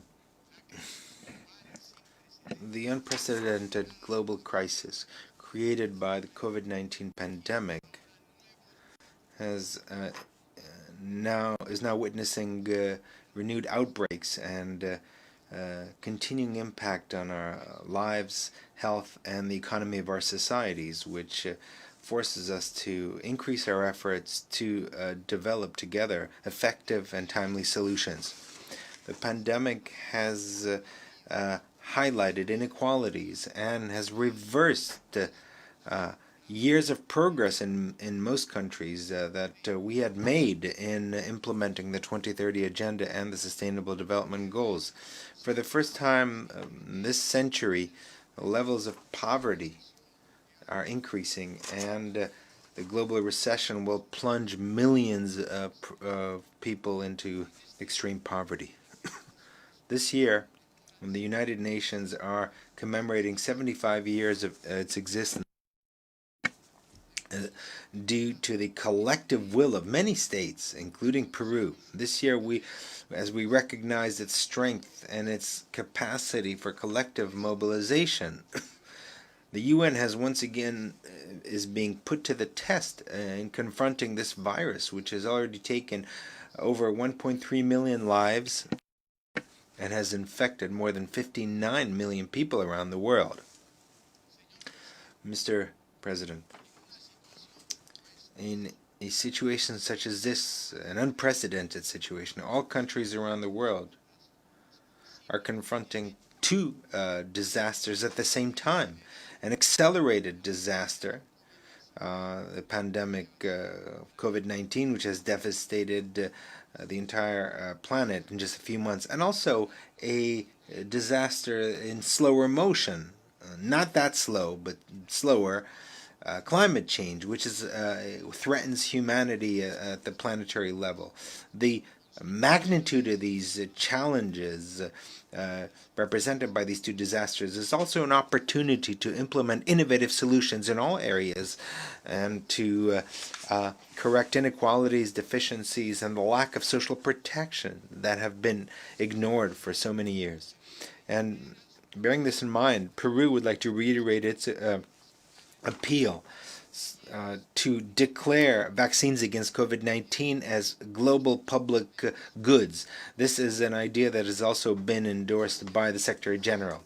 Universal, timely, and equitable access to vaccines, medications, treatment, and the necessary equipment will be essential to comply to meet the commitment of the 2030 Agenda to leave no one behind and to first reach those who are lagging behind and are the most vulnerable.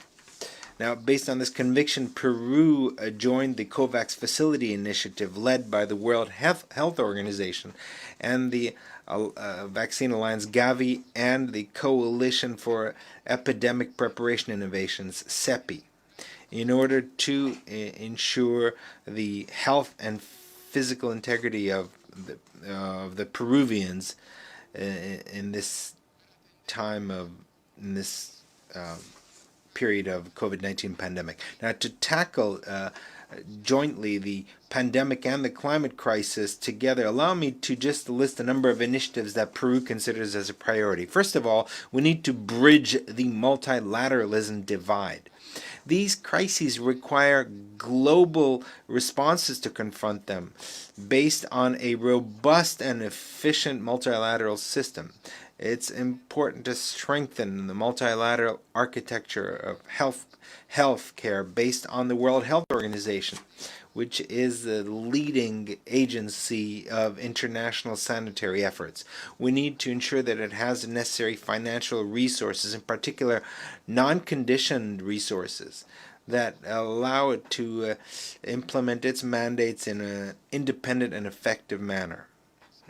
Secondly, we need to bridge social divides. We need to build societies that are more just, more inclusive, and more sustainable. And this requires greater efforts to provide universal health care, global food security, quality education at all levels, a free flow of food supplies, goods and services, the provision of basic services without discrimination, gender equality and the empowerment of women, as well as an environmental transition that focuses on the creation of green jobs and healthcare systems that are capable to adapt to climate change. And thirdly, Mr. President, we need to bridge the knowledge gap. The disasters of the COVID-19 and climate change have made us understand clearly that the capacity of generating and using scientific and technological knowledge is essential. It's extremely important to understand the nature of these disasters and to design and implement appropriate responses. However, international inequality around the world in these capacities is much greater than the inequality in income or in wealth. This requires a massive multilateral effort to bridge these inequalities in the ability to generate and use knowledge, and to provide lower income countries with the resources to train their people at the highest level to finance scientific research, technological development, innovation. We'd like to make an appeal to international financial institutions to promote financing and investment mechanisms in developing these capacities. And to confront all these collective challenges, you can count on the unequivocal commitment of Peru. Thank you very much. I wish to thank the President of the Republic of Peru for the statement just made. I now give the floor to the distinguished representative of the plurinational state of Bolivia to introduce an address by the head of state. Muchas gracias. Thank you very much, Mr. President. I have the honor of introducing the pre-recorded statement by His Excellency, President of the plurinational state of Bolivia, Luis Arce Gatacola. Mr. Secretary General Antonio Guterres, Mr. President of the General Assembly, Volkan Bozkır, distinguished heads of state and government of the member states of the United Nations. As my first participation as the President of the plurinational state of Bolivia in this important forum, I would like to affirm the commitment of my country to multilateralism and the principles enshrined in the UN Charter. At the same time, I would like to convey to you that on the 8th of November, Bolivia reaffirmed its commitment to democracy. And today I have the honor of leading a government that enjoys the confidence and legitimacy that has been expressed through the votes of the Bolivian people. Now I'd like to focus on the topic that brings us here. We'd like to thank Azerbaijan in its capacity as the chair of the Bureau of the Non-Aligned Movement for the initiative of convening this meeting, United Against COVID-19. Exactly a year ago, COVID-19 was an unknown virus that was distant from our reality. There are many theories that are being discussed by the scientific community regarding its emergence and possible cure. However, the reality is that all countries around the world have been swept up by this pandemic, and in particular, the most vulnerable countries and those in special situations. This is why this forum is so important, because individual and isolated efforts by countries are not going to resolve the sanitary crisis. Only through the joint efforts by countries, all countries and various specialized organizations in this area will we be able to do that. Mr. President, the political crisis of November of 2019 in Bolivia and the ineffectual administration of the government at the time led to a deterioration of the Bolivian economy, which was aggravated by the pandemic and thus put at risk the major social progress that had been achieved over the 14 years of administration by a democratically elected government. According to data of ECLAC, Latin America and the Caribbean is expected to experience a contraction of economic activity in 2020. The regional GDP will drop by 9.1%. In my country, GDP will drop by 11.1%. This, of course, leads to an increase in unemployment, poverty, and inequality. It's a situation that clearly represents a step back with regard to the prior economic performance when our country led South America in economic growth between 2006 and 2019. Now my government is focused on returning to the path of economic stability and growth, ensuring continuity to the community-based productive system of economic and social development to restore to the Bolivian people the well-being that was brutally taken away from them in November 2019. Now, in the framework of to do this in the framework of the response to the pandemic and to prevent renewed flare-ups, we are making special efforts to acquire safe vaccines and to provide them freely to 3 million Bolivians. This includes the most vulnerable groups and healthcare workers. Our goal is to achieve this target during the first quarter of 2021, and without a doubt, cooperation of international organizations, of UN, of specialized agencies, and of friendly countries will be essential to achieve this goal. Mr. Secretary General, heads of state and government, this pandemic has highlighted the massive inequalities and vulnerabilities in both in developing countries and in developed countries, but the impact has not been the same. There have been inadequate healthcare systems, gaps in social protection, structural inequalities, environmental deterioration, and of course the climate crisis. All this have laid bare the fragility of entire population groups in our countries. And in precisely the eradication of poverty and extreme poverty continue to be the major challenge and one of the priorities for my government. Today more than ever, the 2030 Agenda for Sustainable Development requires complying with international commitments with regard to financing for development, to which can be added financing needs to confront the consequences of the pandemic and transfer of technologies.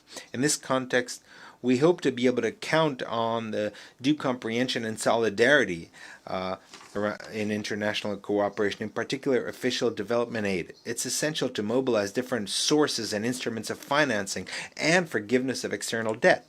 This situation requires solution with a systemic approach that takes into account the impact on prices of raw materials and international trade, stability of supply chains, and income from tourism, levels of remittances, employment, and fiscal receipts. Changes in all these economic variables, especially for developing countries, could put many of these countries at the risk of taking on too much debt, both internally and externally. In the face of this situation, it's important to ensure mechanisms of easing the debt burden, and international financial organizations must continue to provide liquidity and debt forgiveness. Mr. President, current challenges require close cooperation among states. In a world of interconnected threats, solidarity must be in the interest of all states and all international actors. Any situation must be dealt with through multilateralism. Therefore, Bolivia would like to reaffirm its determination to work with the international community, always respecting the principles of solidarity, equality among states, the self-determination of peoples, national sovereignty, territorial integrity, and political independence. Thank you very much. I wish to thank the Constitutional President of the Republic of the Plurinational State of Bolivia for the statement just made. I now give the floor to the distinguished representative of Ecuador to introduce an address by the head of state.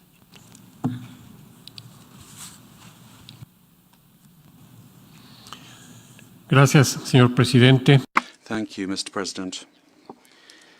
I have the honor to introduce the pre-recorded message of the President of the Republic of Ecuador, Lenin Moreno Garces.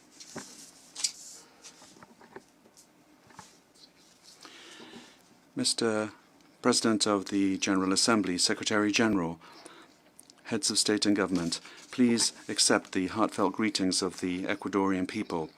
Dear friends, this meeting and all those that we have held over recent months have one common denominator, namely understanding that international cooperation has never been as necessary and important as it is today, as it is now. If we don't strengthen multilateralism, there will be no way to put the brakes on the dramatic effects of the pandemic. We won't have the capacity to provide a comprehensive response to a threat that is not only a health threat, but also an economic, social, and political one. The pandemic has had unprecedented effects, and not all countries have had the same capacity to respond effectively to its impacts. This is why we insist so much on timely and efficient assistance in a spirit of solidarity. To whom? Well, to the economies that are least developed and to middle and low-income countries. It's fundamental that donor countries intensify their efforts to provide development assistance. Of course, I'm referring to those that have not yet done this, because for those that have, to them we're very grateful. In crises as difficult as this one, the support of international financial organizations means not only solving lives, but also ensuring the survival of entire peoples. In the case of Ecuador, the support that we received made it possible for us to face the most difficult days of this pandemic. And today, as the reactivation of our economy is in full swing, the loans on excellent conditions that we received were fundamental in order to protect employment and dollarization. The people of Ecuador are very grateful to you for this. Fellow mandate holders, the history of humanity will have a before and an after COVID. Unfortunately, the after period will include poverty, unemployment and inequality, as happened after the war. If we don't reactivate immediately technological and economic resources, it will be very difficult to recover. The recovery will be very difficult and long, 3 or 4 years. And probably we won't be able to achieve the Sustainable Development Goals, and maybe on some of them we will backtrack on those that we had achieved. The pandemic worsened inequality in various aspects, and it laid bare once again the economic and technological gaps existing throughout the world. As always happens, those most affected have been those that are the most vulnerable, because today technology is the basis for access to telemedicine, tele-education and teleworking. COVID also revealed the dual vulnerability of women, children, older persons, persons with disabilities, and indigenous peoples and migrants. The loss of employment, violence within the family, poverty have all increased during lockdown and have worsened dramatically the situation for these groups of people. To this we must protect them, and we must guarantee their rights today. They need us more than ever before. Ecuador supports the work of the World Health Organization and its leadership shown during this emergency. Its coordination will be a determining factor in ensuring access for everyone to the COVID-19 vaccines, and also access to patent-free technologies for medicines that can be distributed in a fair manner.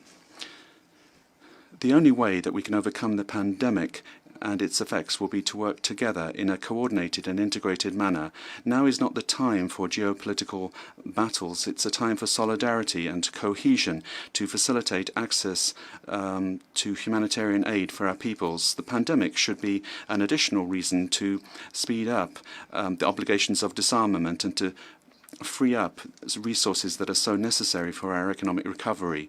It is a moral obligation, our moral obligation, to rechannel our efforts to address COVID-19. This is our common enemy.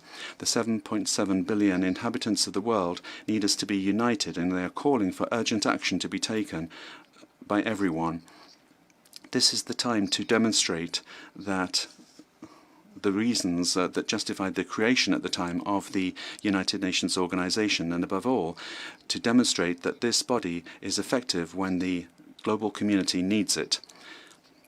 Friends, heads of state, the pandemic has cost the lives of more than 1,300,000 people. Let us not allow that figure to increase. The destiny of humanity depends on our response, that it be rapid and efficient and the correct one.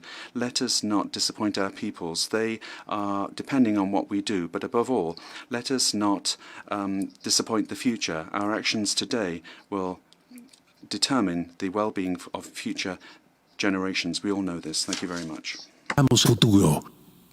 I wish to thank the President of the Republic of Ecuador for the statement just made.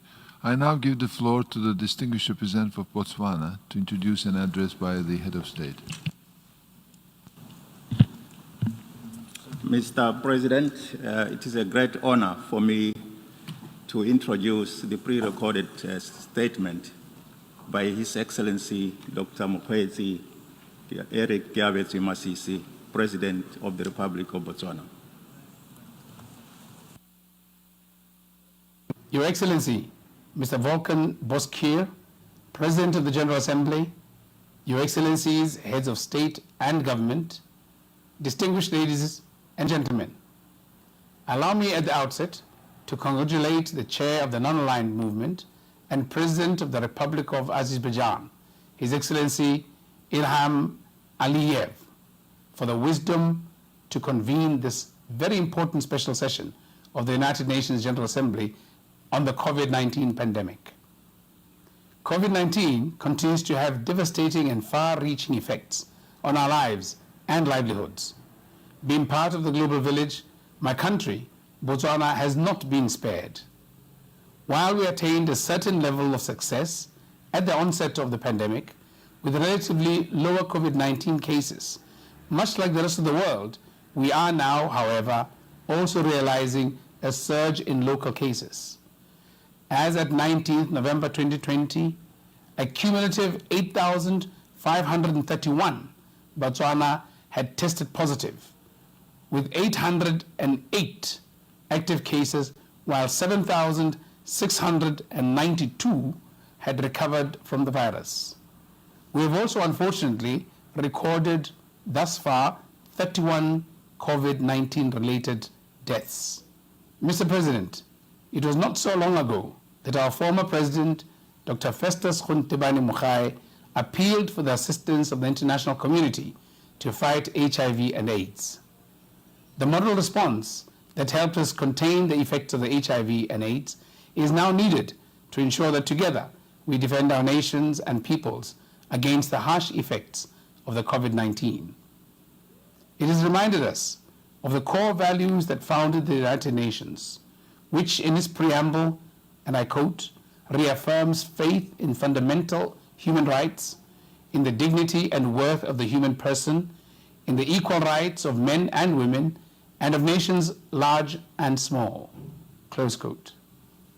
Mr. President, the enormity of the COVID-19 scourge has necessitated that we adopt robust public health interventions to enhance our detection, containment, and preventative initiatives. My government has had to introduce measures that at times severe to minimize the impact of the virus on our still developing economy.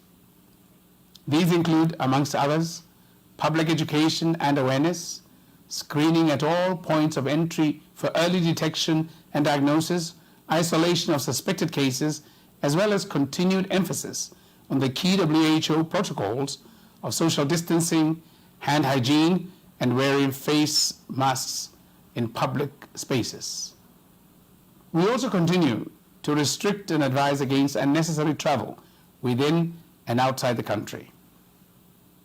These measures have nonetheless come with notable negative economic consequences, particularly on the small businesses. In an effort to mitigate some of these negative effects, especially on trade and tourism, we opened our borders from the 1st of December 2020. In addition to enacting policies to support business through tax concessions, guarantee of loans from commercial banks, and access to credit, my government has also established a national COVID-19 relief fund. The fund, which has benefited from our generous partners and Botswana at large, has been instrumental in bridging the finance gap for the provision of basic necessities such as food baskets and ensuring access to water and sanitation. COVID-19 has further exposed our over-reliance on imported food and other commodities, including critical oil resources. Being landlocked and heavily reliant on our neighbors for trade, we are a perfect example of the importance of international solidarity. Botswana is very fortunate in this regard to have had solid support of its neighbors in the SADC region to ensure continuity of trade across borders. The leadership shown by the United Nations, especially the WHO, World Health Organization, and the support received from friends across nations has also been critical in ensuring technical assistance for our health workers, as well as procurement of the personal protection equipment and testing kits. I wish to reiterate the appeal for continued assistance, particularly on ensuring uninterrupted availability of PPEs. Mr. President, despite these measures, the apparent devastating effects of the pandemic, particularly among the most vulnerable, including women and children, cannot be ignored. The higher rates of gender-based violence have exposed societal ills that require our attention. We are, therefore, grateful for the United Nations Secretary General's appeal for an immediate ceasefire in all corners of the globe, a step that will go a long way in curbing violence against women and girls, including in their homes.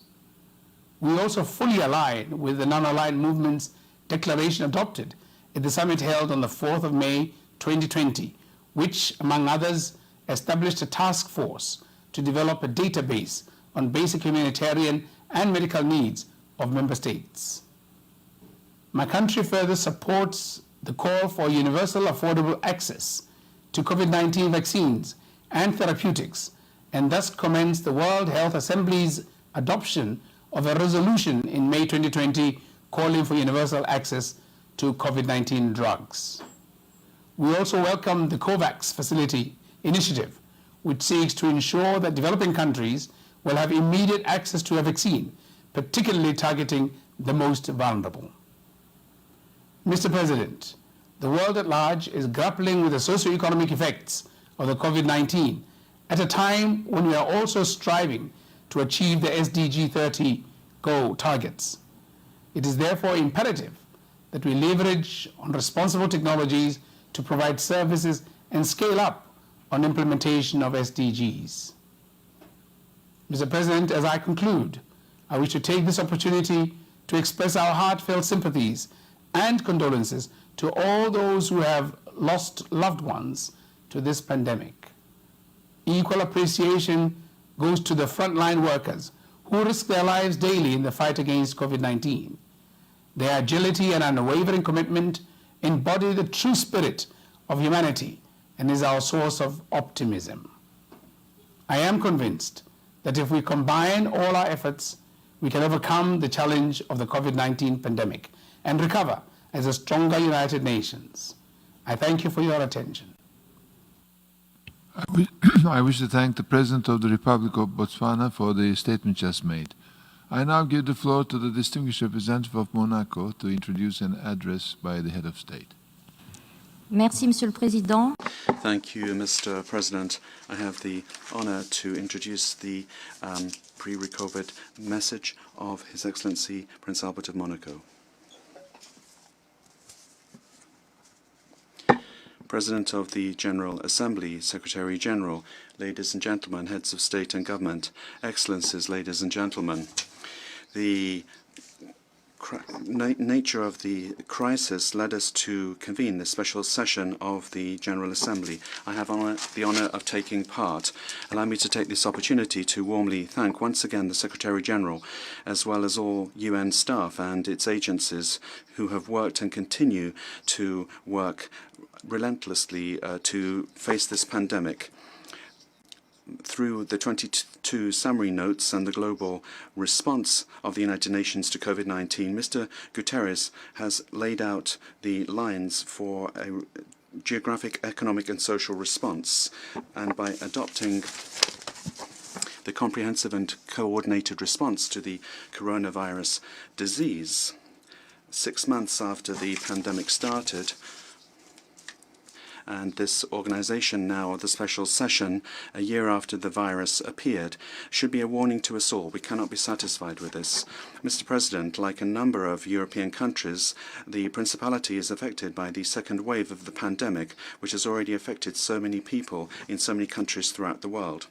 My government is following the circulation of the virus in Monaco on a daily basis. We do this with a dual objective to ensure that our healthcare system is not overloaded and to limit the effects on our daily life. This pandemic proves the fundamental utility of vaccination. We also need to ensure that we provide continuity in vaccinations. In parallel, we are mobilizing to ensure that there is equitable access to all vaccines against COVID-19.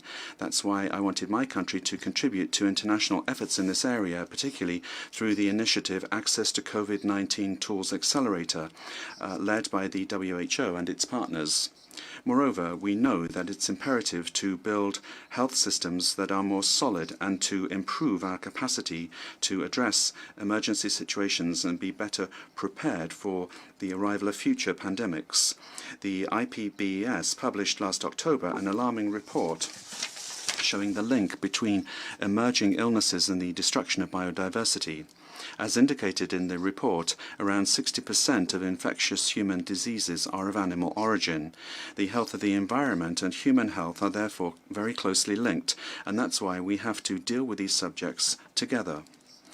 Also, by reinforcing the management systems for health crises, it's fundamental that we develop a preventive approach that's based on the preserving the environment. Here I'm happy to see that a number of countries have made the protection of the environment an important part of their recovery projects. We also have to reconcile an economic recovery with preservation of health. That's why I ensured that the government of Monaco in September 2020 had a recovery plan that was pragmatic, could develop further, and that was compatible with current health measures in force. Support to enterprises, businesses and workers has involved the setting up of several funds covering all sectors of activity, promoting investment and covering the energy transition and the digital transformation. Before the COVID-19 crisis, this last transformation has been speeded up due to the confinement that was put in place. However, the deployment of digital technologies must not be limited to the state and companies. It must come to other sectors as well. We saw that the closing of schools, for example, showed unequal access of families to digital technology. It's clear that if you don't have a good internet connection, you cannot continue to learn. The closing of schools does not just mean an interruption in education, it's also a challenge in terms of food and nutrition. In many countries, families count very much on the meals provided by the school. That's why, in order to ensure that quality education continues for all, the government of Monaco wanted to keep the schools and canteens open whilst ensuring that there were sanitary conditions in place. And finally, women have been the most impacted by the consequences of the pandemic. We're seeing more and more victims of domestic violence, which is absolutely intolerable. In this regard, the Monaco Committee for the Promotion and Protection of Women's Rights launched a new campaign. It stresses violence within the family and its consequences both on the victims as well as on the direct witnesses of that violence, in particular children. Mr. President, we see the challenges that we have to overcome. They are multiple, and only a coordinated global response will enable us to fight successfully against this disease and its consequences. This health crisis is really testing the multilateral system that we've spent so many years building. And it's for this reason that since the beginning of the crisis, I wanted to join my voice with those of other leaders to launch an appeal for solidarity and for cooperation. By revealing the faults in our system, COVID-19 calls us to action and offers us a unique opportunity to start again on a better basis. We therefore have the opportunity to build this world of solidarity that is safe and resilient that we've promised to future generations. Let us not fail to seize this opportunity. I thank you for your attention. I wish to thank the Sovereign Prince of Monaco for the statement just made. I now give the floor to the distinguished representative of Iraq to introduce an address by the head of state. شكرا سيد الرئيس يسرني أن أقدم. Thank you, Mr. President. I have the pleasure to present Dr. Boham Sarah, President of Iraq's pre-recorded video message to the UNGA on COVID-19. Thank you.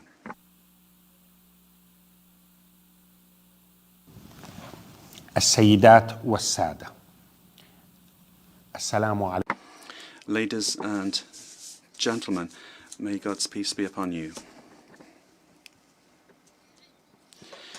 The meetings of this special session of the General Assembly of the United Nations addressing the COVID-19 pandemic are an important opportunity, very important opportunity to continue our collective efforts virtually to address this unprecedented crisis for the international community, an opportunity that confirms that we really are one family in our suffering brought about by this pandemic, but also in our collective efforts to arrest this pandemic and rid our planet of it.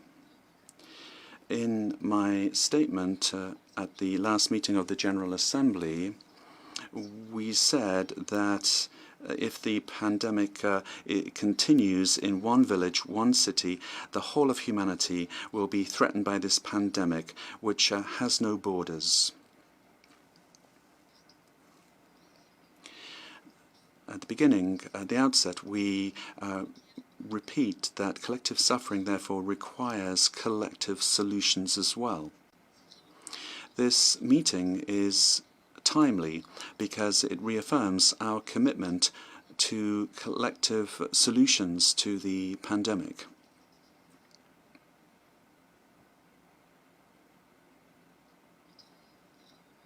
Our meeting is also happening at a time when all countries of the world, their peoples and governments, are following the information provided by companies, laboratories, by researchers, with regard to the imminent release of several actually, vaccines against coronavirus.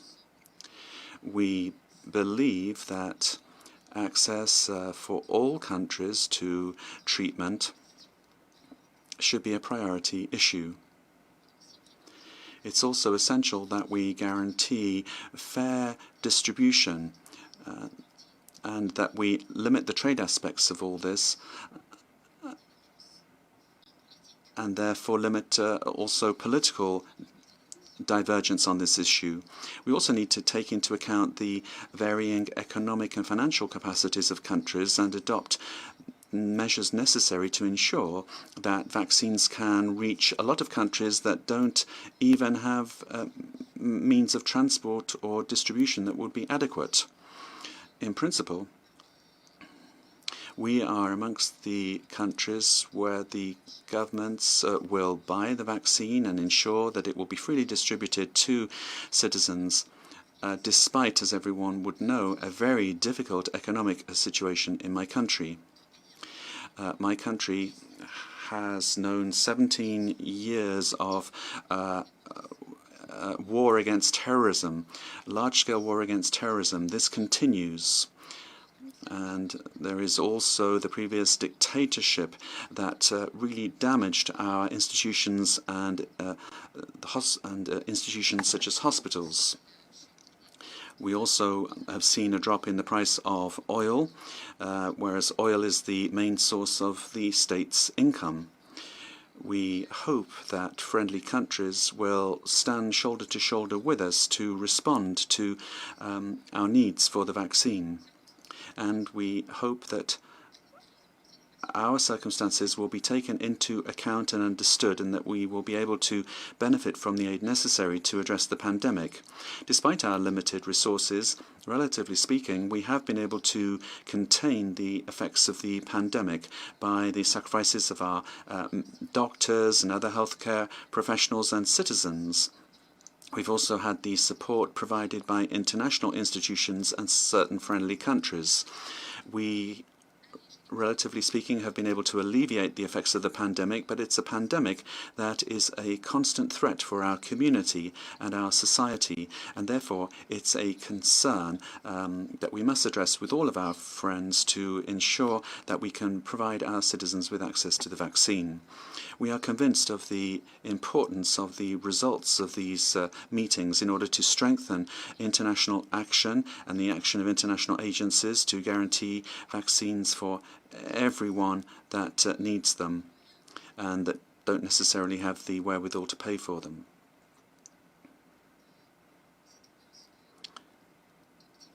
So in the spirit of optimism, we would recall that the vaccine undoubtedly is important, but it's not enough alone. The international community also needs to develop strict policies to protect the environment. We also need to have measures to ensure technological and industrial development to ensure the survival of life on the planet. We need to safeguard and protect our planet. That is a collective human responsibility that we have to take very seriously. The United Nations organization can help and can establish an ideal environment, a dialogue for agreements that would protect life on our planet. And once again, we'd like to thank the Presidency of the General Assembly and the Secretary General and all those that have been involved in preparing this special session. And we wish speedy recovery to all those that have been affected by the pandemic, wherever they may be. And we hope that our world will very quickly come back to an even keel, that people will be able to travel, work, and live safely and in prosperity. May the peace of God be with you. Thank you. I wish to thank the President of the Republic of Iraq for the statement just made. I now give the floor to the distinguished representative of the Marshall Islands to introduce an address by the head of state. Mr. President, I have the distinct honor to introduce a pre-recorded message statement by the President of the Marshall Islands, David Kabua. Thank you, Mr. President. Mr. President, Mr. Secretary General, Excellencies, it is my honor to bring to you the warm greetings of Yahweh on behalf of the people and government of the Republic of the Marshall Islands. I align my statement with that of Belize on behalf of the Alliance of Small Island States and of Tuvalu on behalf of the Pacific Island Forum. While rigorous border screening has effectively addressed risks as we slowly repatriate those stranded abroad, our national borders remain in near isolation. We are thankful for our health and security, but to do so, we will continue to pay a very heavy toll. Enforcing our isolation has severely impacted our primary economic engine of fisheries and placed several restrictions on imports and a near halt to air travel. Our substantial population abroad has also been deeply and disproportionately affected by COVID, both in economy and mortality. While as a nation and people, we will continue to meet this challenge with all our might and will, our unique situation is incredibly difficult to sustain deep into the future. As the world moves with cautious optimism towards building back better, it is vital that all nations use this as an opportunity to pursue and achieve enhanced ambition on emission reductions and to boost resilience to climate impacts. We have a key opportunity to turn commitments to the Paris Agreement and the SDGs into a firm reality. Our attention and that of the world is now closely focused on vaccination, and we are thankful where fully documented and safe candidates have appeared. I welcome the sentiments from the UN General Assembly, recently affirmed by the G20, regarding the expectation of equitable vaccine distribution. I remain cautiously optimistic that these noble sentiments will turn into action and commitment to truly ensure that no one is left behind. All nations should be particularly regarded of attempts to trade easy influence or political favor for medical assistance. It is important that the most vulnerable nations and the most vulnerable populations within those nations realize open and accountable access to vaccines and medical protection. Mr. President, we are particularly pleased that our closest partners in the Pacific have already committed to assisting us with timely delivery of vaccines as they are available early next year in a manner which protects our entire population. Similar commitments are already underway to assist our neighboring Pacific Island countries. On the basis of this commitment, we look forward to moving towards gradually reopening our borders and scaling back our isolation. Like many in the world, we are facing the difficult task of rebuilding and restructuring. The international system and the most importantly member states should search deep for the lessons learned. Where multilateral cooperations may have proved weak in the face of national self-interest, the world should not again face such a common crisis without more effective tools and the political will to use them. As a world united by shared challenges, we should all strive to emerge stronger in health and economy. This will be a vital opportunity to address critical flaws during rebuilding, but only if we all seek to make this opportunity a reality. It is particularly important not only that the most vulnerable are safeguarded, but also that the international system takes the time to carefully understand the unique circumstances and challenges, in particular for small island developing states. I can only hope that come next September, I will be able to stand shoulder to shoulder with fellow leaders in New York as a truly united nations. Thank you, and Kumon Dada. I wish to thank the President of the Republic of the Marshall Islands for the statement just made. I now give the floor to the distinguished representative of Kenya to introduce an address by the head of state. Thank you, Mr. President. It is now my honor to introduce His Excellency Mr. Uhuru Kenyatta, the President of the Republic of Kenya, to address the very first special session of the General Assembly in response to the COVID-19 pandemic through a pre-recorded statement. Mr. President, the video is missing just the first part of it. Allow me to just fill in the gap.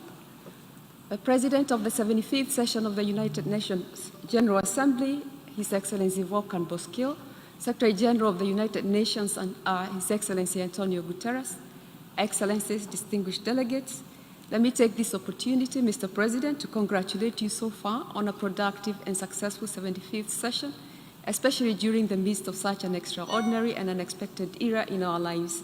I assure you of Kenya's full as well as constructive support. In the past few months, the COVID-19 pandemic has indiscriminately affected all of our societies, disrupted our economies, shut down our schools, and rocked our health sectors to the core. COVID-19 exposed our unpreparedness and taught us to be better equipped for the unexpected. It has accelerated efforts to construct more resilient, stronger institutions in an all-out effort to build back better and regain what is lost. I thank you, Mr. President.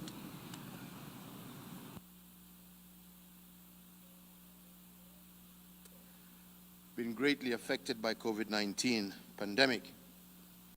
Our first case of the novel coronavirus disease was reported on the 13th of March, 2020. And since then, this disease has spread to all the 47 counties of our republic. To date, Kenya has reported 81,102 confirmed cases, of which 53,526 are recoveries. Regrettably, 1,427 persons have succumbed to the disease. 31 of these were healthcare workers, heroes who paid the ultimate price so that tens of thousands would be saved.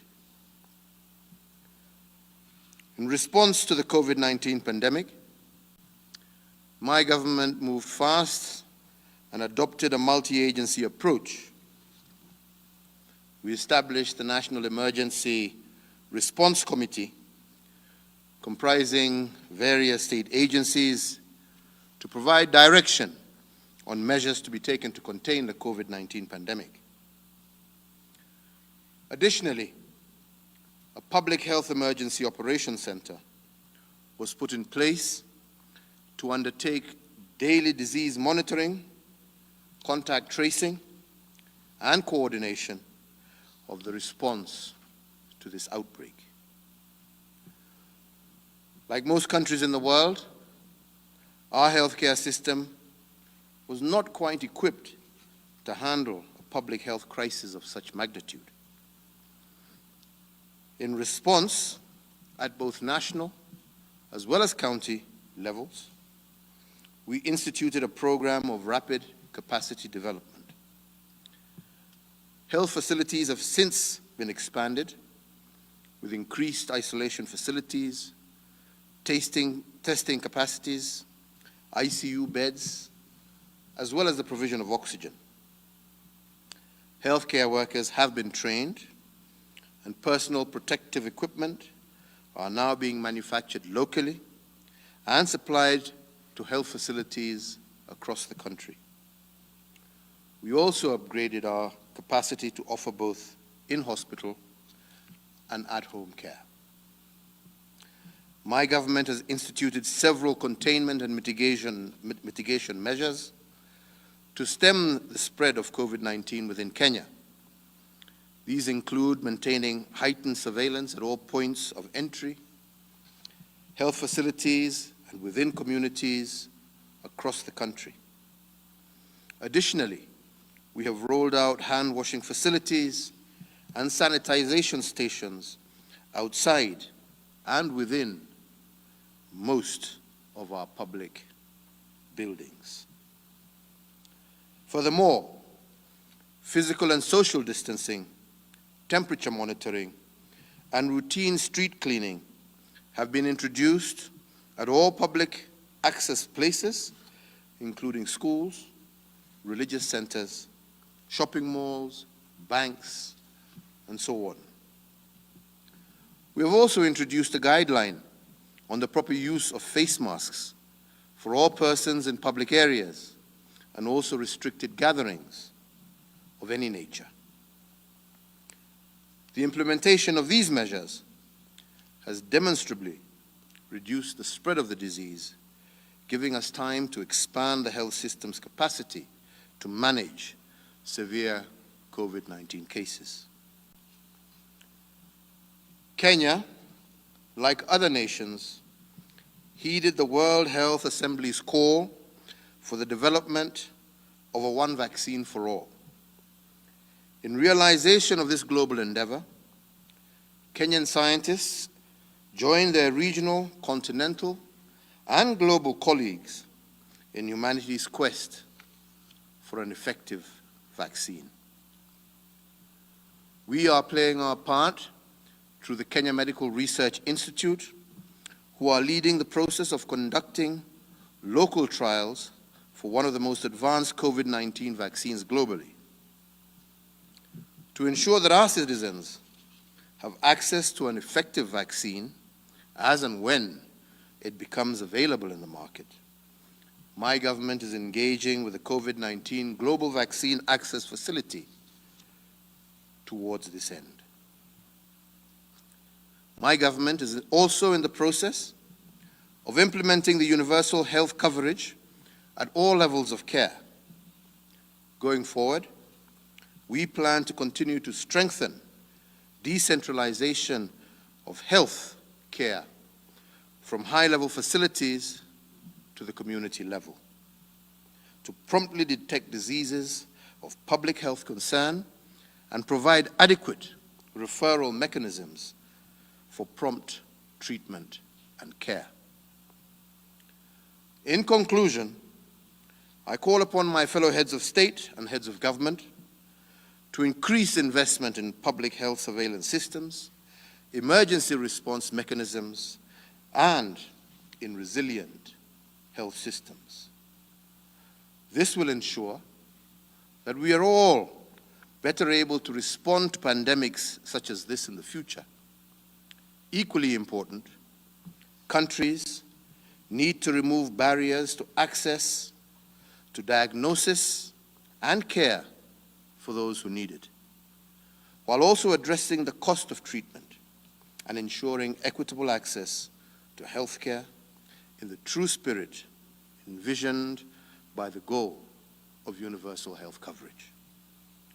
We know health workers locally and globally have endured the most of this disease, not only physically, but also mentally and emotionally. Therefore, we need to increase investment in the protection of our health workers and in providing them with adequate personal protective equipment supplies, and all needed tools for them to discharge their sacred mandate both effectively and safely.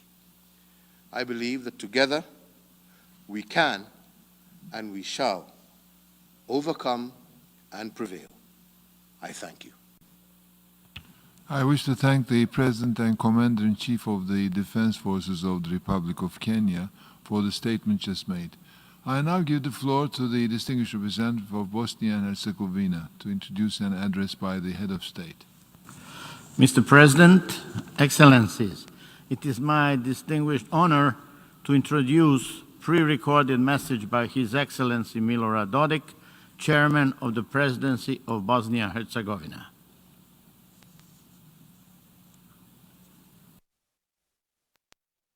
Dear Mr. President of the United Nations General Assembly, in my capacity as the sub-member of the Presidency of Bosnia and Herzegovina from the Republika Srpska, I am honored to address this august assembly gathered to discuss the most important global topic of today. May I thank you for the initiative and organization of the 31st special session of the UN General Assembly dedicated to the fight against the COVID-19 virus, with a joint focus on and efforts against this global threat, which requires international solidarity, coordinated global action, and the hope of a final victory over this modern-day plague. The coronavirus pandemic is a global health challenge and, as such, requires a global response. The health systems in Bosnia and Herzegovina, that is, in its both entities, the Republika Srpska and the Federation of Bosnia and Herzegovina and Brčko district, have managed to appropriately respond to the challenges brought about by the COVID-19 pandemic, thanks to the plans and measures introduced by relevant institutions, the efforts of health professionals and responsible behaviour of our citizens and communities as a whole. Also, the response to the COVID-19 pandemic has also benefited from strong international cooperation. A number of the response activities have been carried out with the support of the World Health Organization, the European Commission, the Directorate General for Health and Food Safety, the European Centre for Disease Prevention and Control, and many donor countries whose cooperation we highly appreciate. Countries need financial resources to fight the pandemic and invest in recovery. In that sense, Bosnia and Herzegovina supports the stance of the UN that financial support is the key aspect of solidarity and that the UN family should respond to all aspects of the crisis. Mr. President, the economic report of the European Commission for the third quarter of 2020 shows a decline in the GDP by 9.3% relative to the previous year, which is explained by the impact of the decline in previously contracted private consumption, investment and exports. The decline in employment, which is difficult to measure, and unfavourable balance of trade have had a detrimental effect on Bosnia and Herzegovina, resulted in a current account deficit and adversely affected lending activity, including lending to households. Primary data also show that both female workers and female business owners appear to be more adversely affected by the consequences of the pandemic than their male counterparts are. In our region, the Green Corridor system introduced at designated border crossing points has brought about major benefits, and we plan to employ it in our trading with the EU as well. We are strengthening the cooperation within the SEPTA while fulfilling the CRM agenda and the Green Agenda as adopted at the Sofia Summit on the 10th of November 2020. Mr. President, the crisis caused by the pandemic has brought about major challenges in all walks of life, including security, where illicit production and trafficking in drugs and illegal migration and smuggling through the territory of Bosnia and Herzegovina should be particularly noted. We should emphasize that Bosnia and Herzegovina has seen mass illegal migrant arrivals since the last quarter 2017. This trend has continued in 2018, 2019 and throughout 2020. In this respect, Bosnia and Herzegovina wishes to emphasize the importance of the compliance with and delivery on the commitments under international law governing these issues. Mr. President, at the early stages of the epidemic that hit the world, rich countries seem to have disregarded the small ones, and regional organizations acted as if they had neither the strategy nor the resources to help either their members or anyone else. In those first weeks, even the European Union dithered and revealed all the weaknesses of a big system, unprepared for the scale and depth of the crisis that befell us. In such situation, it is the legitimate right of every country, especially those with limited resources, to seek help from friends on the international stage, to seek a way out of a crisis that places the most valuable asset any country has in jeopardy, and that is human lives. Never again, in any crisis, should any country, any nation, feel alone and abandoned by everyone. This should be the task of each and every one of us. This is, in fact, the task, purpose and goal of the United Nations. In these uncertain times, mankind needs solidarity and togetherness, not only locally, but regionally and globally. This pandemic has clearly proven that, indeed, no one is safe unless everyone is safe. Thank you for your attention.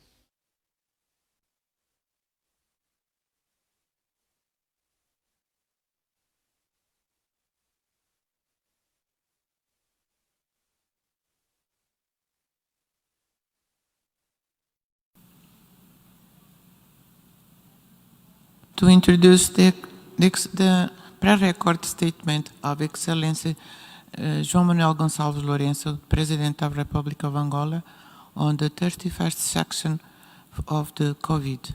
Thank you. Excelentíssimo Senhor Antonio Guterres, Secretary General of the United Nations Organization, Your Excellency Volkan Bozkır, the President of the United Nations General Assembly, Your Excellency Tedros Ghebreyesus, Director General of the World Health Organization, ladies and gentlemen, in this year of 2020, the humanity finds itself confronted with an unexpected threat to its survival, the COVID-19 pandemic, which today constitutes the most serious challenge to the normal functioning of the health, social, and economic structures of almost all countries in the world.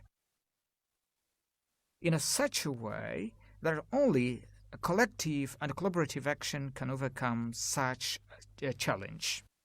Since the beginning of the year, Angola has reacted and applied strict measures to contain the pandemic by developing a flexible multi-sectoral contingency plan that is adapted to the country's epidemiological profile.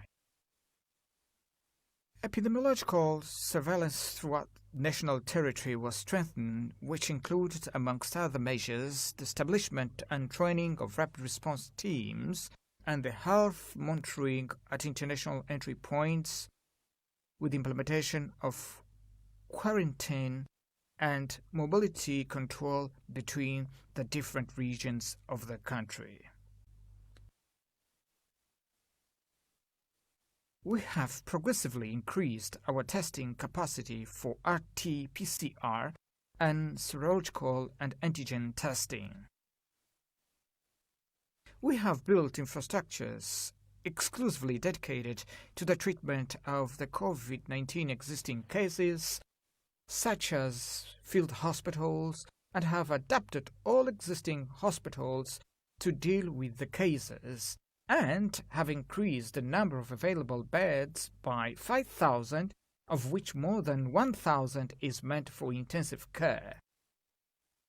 At this moment, we only have community transmission in Luanda, the country's capital and the most populous city, while the remaining provinces of the country sustain occasional outbreaks with known sources of transmission. Despite the growing number of positive cases, totaling 14,742 as of 24 November, the transmissibility of the virus from person to person has been decreasing, standing at 0.9%. The fact the pandemic has negatively affected the country's economic financial resources, as well as the economic and social development programs of the country, has not prevented Angola from continuing to make efforts and take actions aimed at reducing the poverty rates and improve the quality and coverage of basic education and provide universal access to primary health care, especially to the most vulnerable families. The government of Angola has so far employed its own resources in a sum that amounts to $164,600,000. This amount includes an emergency financing of $14,400,000 from the World Bank. Despite this, more assistance will be needed, especially for accessing vaccines that will prove to be efficacious. The accelerated development of safe and effective vaccines against SARS-CoV-2 virus with innovative technologies is an example of what humanity is capable of doing when threatened. I therefore would like to welcome the effort made by the COVAX facility in mobilizing resources that will ensure, in an equitable manner, the vaccination of at least 20% of the population in the middle and low-income countries. However, I believe that this effective collaborative effort must be increased in order to ensure global coverage that will curb the transmission of the virus and allow the return to normality, preventing, therefore, the worsening of disparity among countries. Angola has a vaccination plan that will initially cover 90% of its priority population. On behalf of Angola, I would like to express our recognition and profound gratitude to the World Health Organization, as well as to regional institutions, the African Union and SADC, for the manner how they have spearheaded the coordination of efforts that have enabled each of our country to face the enormous challenge that COVID-19 represents for humanity. Thank you very much.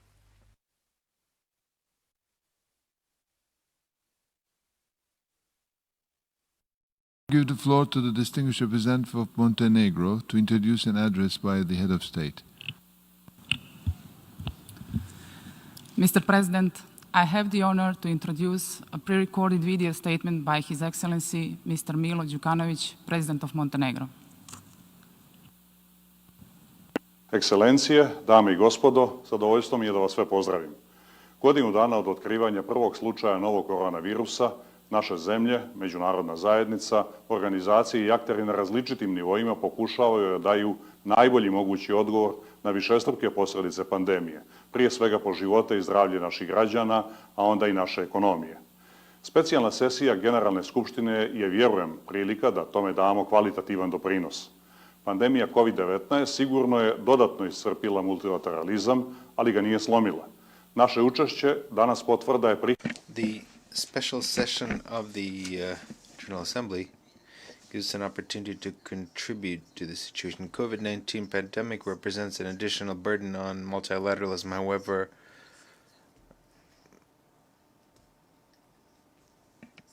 neophodnije nego ikad ranije. Participation in this session is essential. Su postaju vidljiviji i odlučniji. Problemi su ogromni, izazovi višestruki. It's important to understand. Pandemija je bacila na koljena svjetsku ekonomiju. Globalna ekonomija prolazi kroz najdublju recesiju posle Drugog svjetskog rata.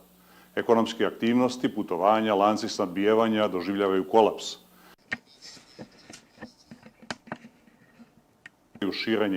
Currently there is pokušavaju da pomognu i održe privrednu aktivnost. Najpogođeniji bivaju najranjiviji dijelovi društva, a prava i slobode. National governments are trying to contain the spread of the infection through economic measures. At the same time, incentives are being implemented to limit economic activity. We have often stated that without a comprehensive, coordinated effort, naročito u ranjivim društvima sa nedovoljno snažnim i izgrađenim demokratskim institucijama. Duboko vjerujem da je ovo prilika da ujedinimo snage ka boljem, pravičnijem, otpornijem i održivom post-COVID svijetu. Svijetu u kojem će realizacija agende 2030 biti izvjesnija, a najviše vrijednosti demokratije, slobode i ljudskih prava prihvaćene i poštovane. Oporavak mora biti održiv i inkluzivan, a mi otporniji i pripremljeniji za neku sljedeću pandemiju. Prilika je za novi početak globalne saradnje i poziv za akciju. Iako je pandemija dodatno usložila i onako kompleksan put ka ostvarenju Agende 2030, držim da su ciljevi održivog razvoja u ovom trenutku jedini relevantan i globalno prihvaćen putokaz za suočavanje sa nizom izazova, poput klimatskih promjena, porasta nejednakosti, očuvanja i zaštite biodiverziteta, ekonomske neizvjesnosti. Mnogi će i danas govoriti o brojnim negativnim pojavama koje su bile naročito vidljive u prvim mjesecima izbijanja pandemije. Zloupotreba informacija, globalno nadmetanje, nemogućnost nabavke osnovne zaštitne medicinske opreme, zatvaranje u nacionalne okvire i manjak solidarnosti. Ipak, ozbiljnost situacije zahtijeva našu prevashodnu usmjerenost na rješenje problema i the approach. Effective coordination, investments that rely on science and technology, and timely communication aimed at strengthening trust are of decisive importance. The first confirmation that we are on the right path will be a creation of conditions for the availability and timely distribution of the expected vaccine. Post-COVID world should be a world of closer cooperation, more solidarity and stronger empathy. As I recently said in the Paris Peace Forum, the pandemic has shown that all of us are vulnerable, regardless of our nation, confession, color of skin or wealth. The consequences are devastating for everyone. Let us do our best to ensure that recovery does not become a privilege reserved only for some of us. Thank the President of the Republic of Montenegro for the statement just made. I now give the floor to the distinguished representative of Afghanistan to introduce an address by the head of state. Thank you, Mr. President, Excellencies, dear colleagues. Today, I have the great honor and the distinct privilege to introduce the pre-recorded statement of His Excellency Dr. Muhammad Ashraf Ghani, the President of the Islamic Republic of Afghanistan. Bismillahirrahmanirrahim. Thank you, Mr. President, for giving me the floor and for organizing the special session of the General Assembly. I also want to thank the President of Azerbaijan as the chair of the non-aligned movement for taking the initiative to organize a special session on the COVID-19 pandemic. I welcome the opportunity to share with you what we have learned here in Afghanistan in dealing with the COVID-19 pandemic and how it has informed us in preparing for the second wave. I would like to offer my condolences and sympathies to all those who've lost a loved one to COVID-19 and to those who've suffered the most losses from this pandemic, including the United States, Brazil, and India. Dear colleagues and friends, the COVID-19 pandemic came to Afghanistan at the end of February via Herat province, which shares a border with Iran. We moved quickly in anticipation that the virus would hit us hard. After analysis and consultation with diverse groups across Afghan society, we planned the response to the pandemic according a 5-phase approach to the crisis: acknowledgement, diffusion, adversity, relief, and recovery. The virus peaked in June with an infection rate of 76% and then went into steady decline, with the infection rate fluctuating daily between 6% and 25% during the fall. As a result of our urgent action, we managed to maintain relatively low mortality rates. We managed our response to not jeopardize livelihoods in the long term or increase already high levels of poverty and food insecurity. These are lessons we learned. First, the vast scale of the disruptive and destructive effects of the COVID-19 pandemic is becoming clearer by the day. We saw the short-term impacts almost immediately: the loss of lives, the loss of jobs, the downturn in the economy. But the medium to long-term impacts we have not yet fully grasped. So while we cope with the immediate impact, we need to look ahead and prepare for the long-term effects. Second, the impact of the pandemic has been global. No country has been left untouched. And yet, the response has been largely national.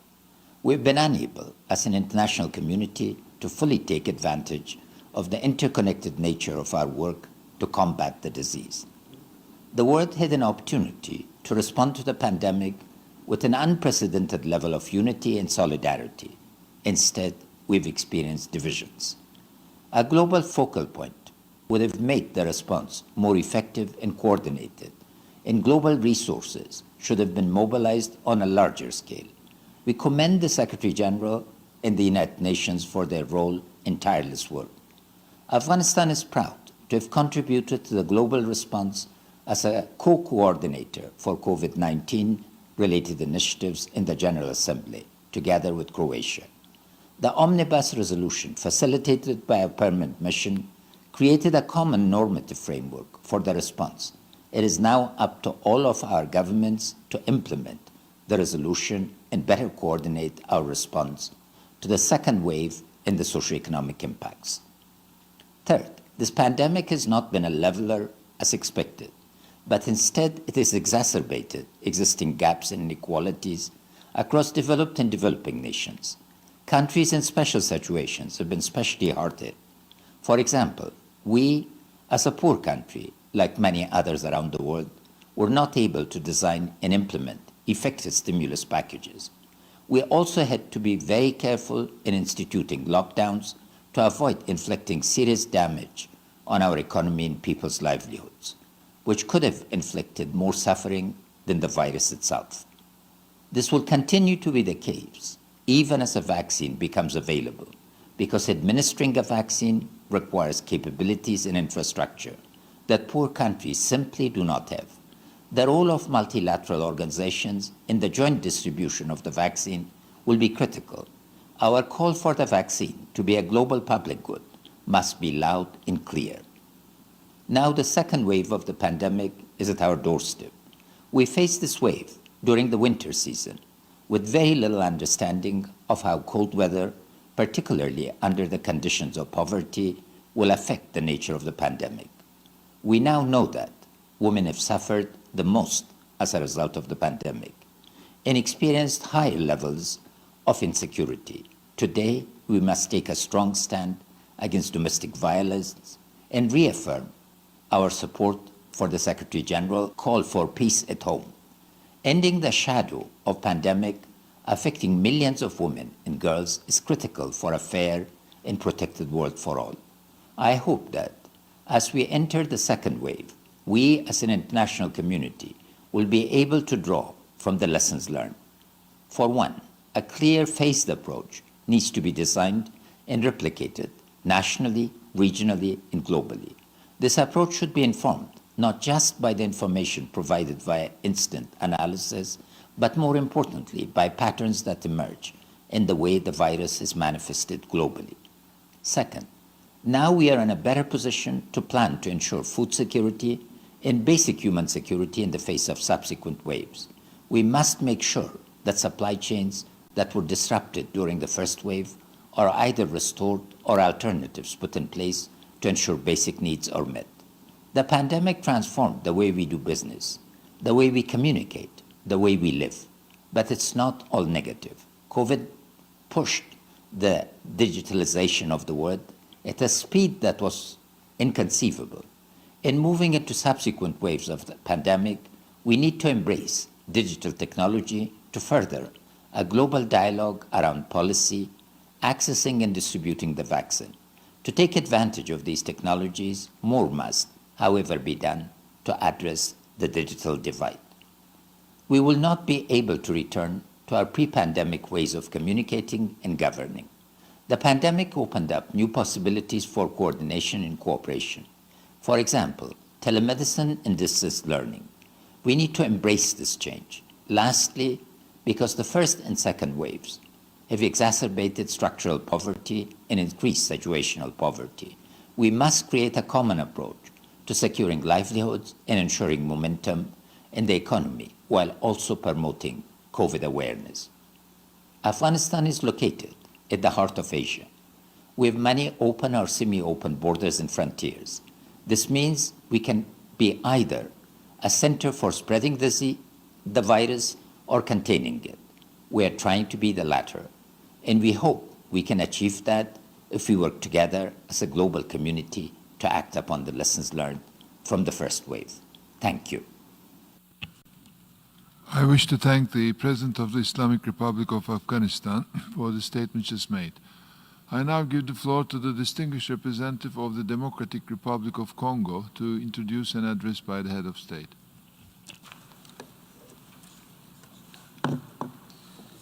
Monsieur le Président, Mr. President, it is my signal honor and privilege to introduce His Excellency Félix Antoine Tshilombo Tshisekedi, President of the Democratic Republic of the Congo.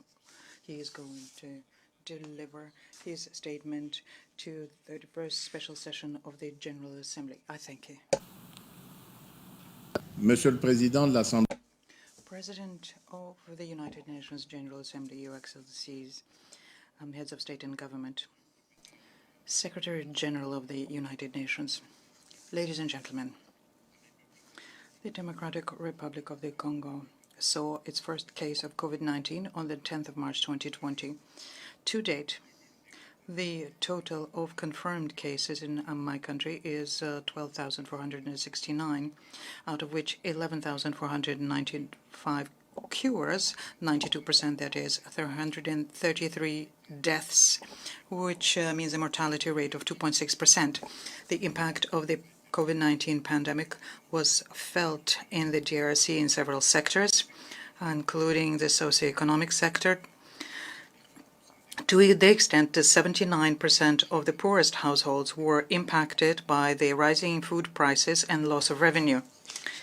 But thanks to the innovative strategies we deployed, we managed to bring the pandemic under control and minimize its impact both in the social and economic sphere. And these strategies can be described as follows.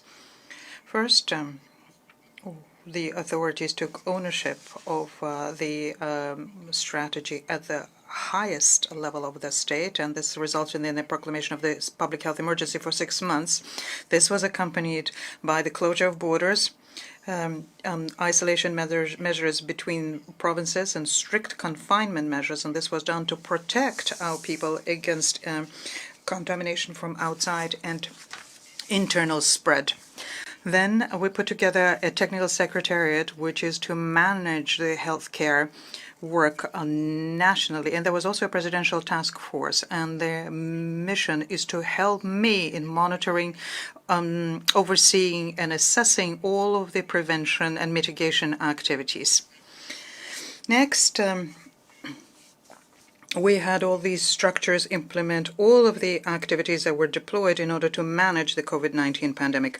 And these activities strengthen strategic communication, confined the epicenter of the epidemic, and at the same time strengthen the barrier measures, integrated the combat against COVID-19 in our National Public Health Center with a great deal of decentralization. We also worked on research. We did triage amongst migrant workers at the entry post, and we strengthened the decentralization of COVID-19 work throughout the country and standardized treatment procedures. And this enabled us to control the COVID-19 pandemic in the DRC and to limit its spread in some provinces of the country. However, in and of themselves, they cannot explain the outcome. Some have said and continue saying, rightly or wrongly, that there were other factors that came in and resulted in this negative curve of the pandemic, namely the age distribution, given that we have a great many young people, and there is a low level of morbidity. Nonetheless, since October 2020, we have been seeing an increase in cases, an increase in hospitalization cases of COVID-19. This was reported by our health entities. This could be explained by a slight laxity when it comes to barrier measures by the people, and also by the fact that the air traffic resumed with those countries where the epidemic is raging. So in order to face this situation, the government of the DRC is considering strengthening the activities aimed at combating the pandemic so as to mitigate as much as possible the negative ramification of a possible second wave on the health and the well-being of our people. Mr. President, regionally speaking now, we had a high-level summit. It was convened on my initiative in Goma on the 7th October 2020. And there, the Democratic Republic of the Congo raised the possibility of developing a cross-border plan for combating COVID-19, doing this together with our countries. And I would like to underscore here the fact that my country benefits from the support of the international community as we are fighting the pandemic. And this support has enabled my country to put together mitigation activities against COVID-19 and to do it in an effective manner. And that is why, on behalf of the Democratic Republic of the Congo, I would like to welcome, congratulate, and thank all at the same time the World Health Organization and other technical and financial partners. Thank them for accompanying us as we are fighting COVID-19. I thank you. I wish to thank the President of the Democratic Republic of the Congo for the statement just made. I now give the floor to the distinguished representative of Guyana to introduce an address by the head of state. I have the honor, Mr. President, to introduce a pre-recorded statement by His Excellency Dr. Mohamed Irfan Ali, President of the Cooperative Republic of Guyana.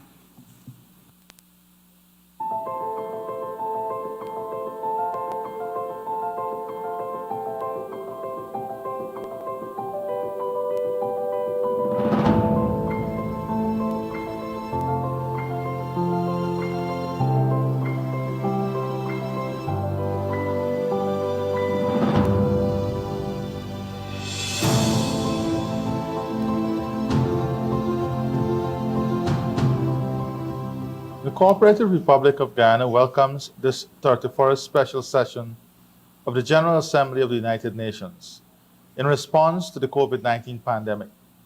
We applaud the efforts which have been made by United Nations in responding to this pandemic, particularly by UN's humanitarian and socio-economic response and its ongoing efforts for a post-COVID-19 recovery plan. The United Nations has demonstrated the efficiency and necessity of global cooperation. It has been in the forefront of efforts to help countries mitigate the effects of this pandemic. The United Nations efforts represent one of history's greatest rescue missions. This 31st special session comes at a time when the world eagerly awaits the authorization of vaccines, which have been developed to help in the public health fight against the coronavirus. The United Nations must continue to be in the forefront, as it has been over the past 8 months, in piloting the international rollout of mass immunization for developing countries. The pandemic has presented difficulties for all segments of our society, particularly our children.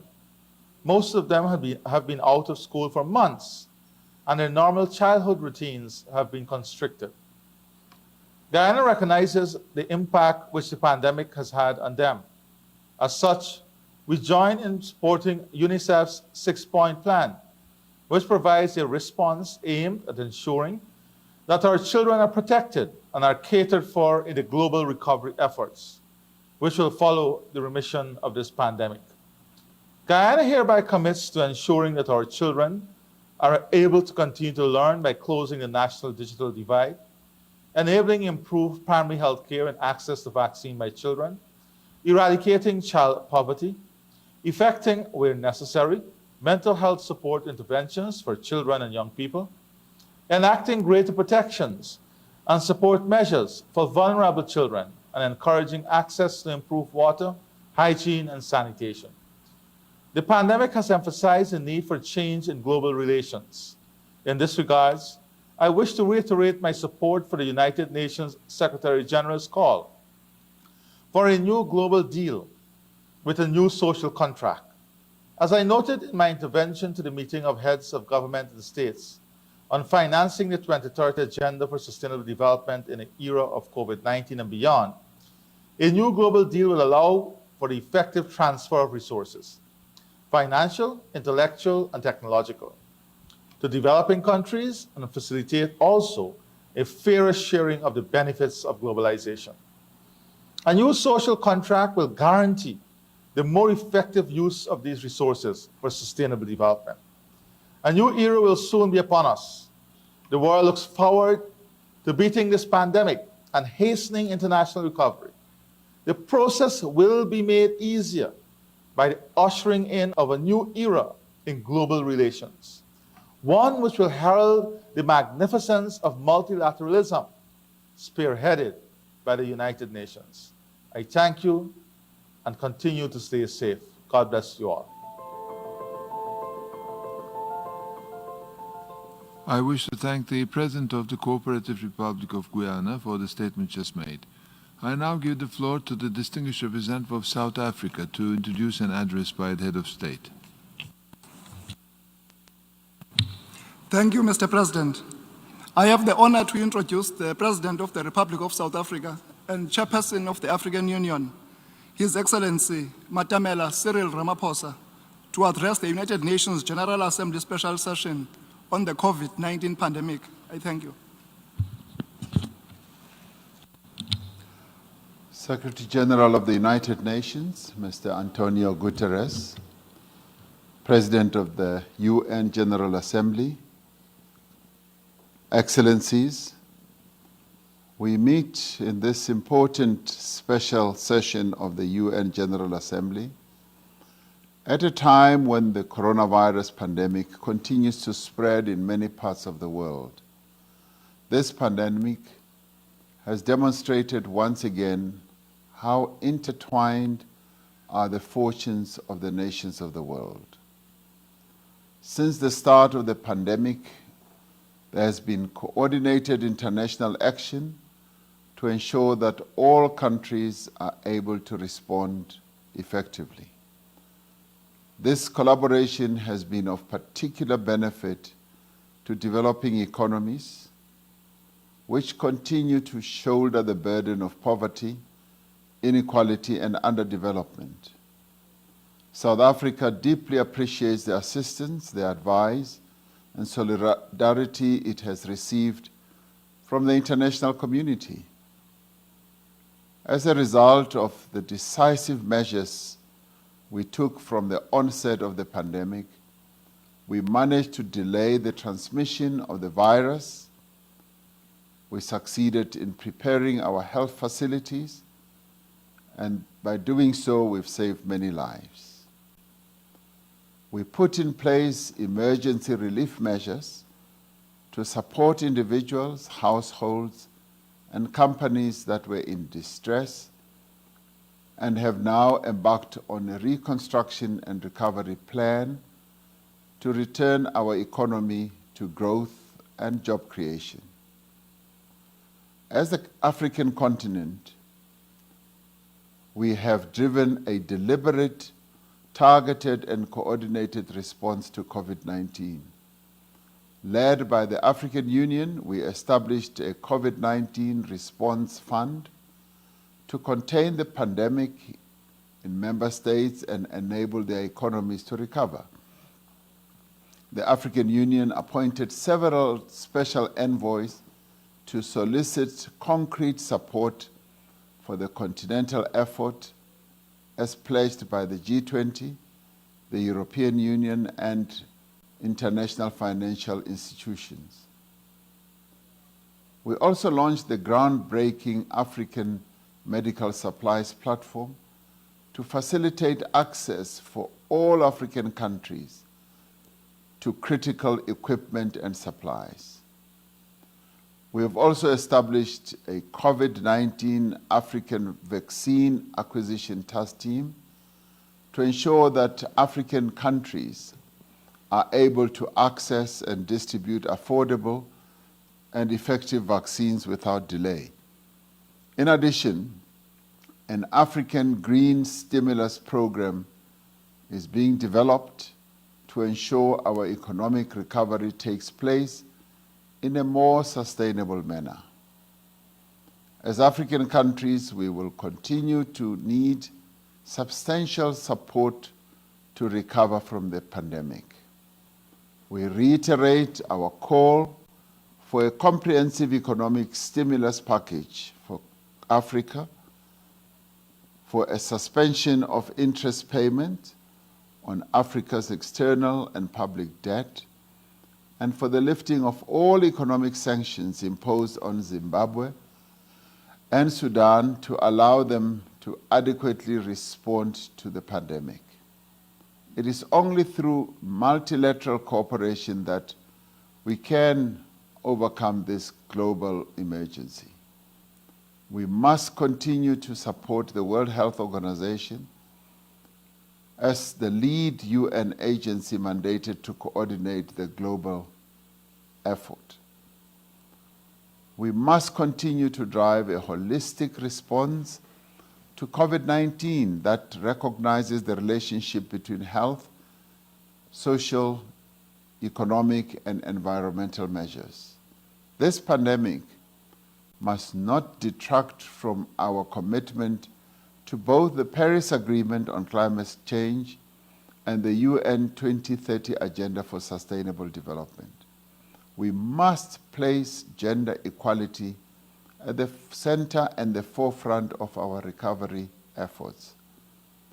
To ensure that there is equitable access for all to an effective vaccine, we call on UN member states to work with the WHO on the Access to COVID-19 Tools Accelerator and the COVAX facility.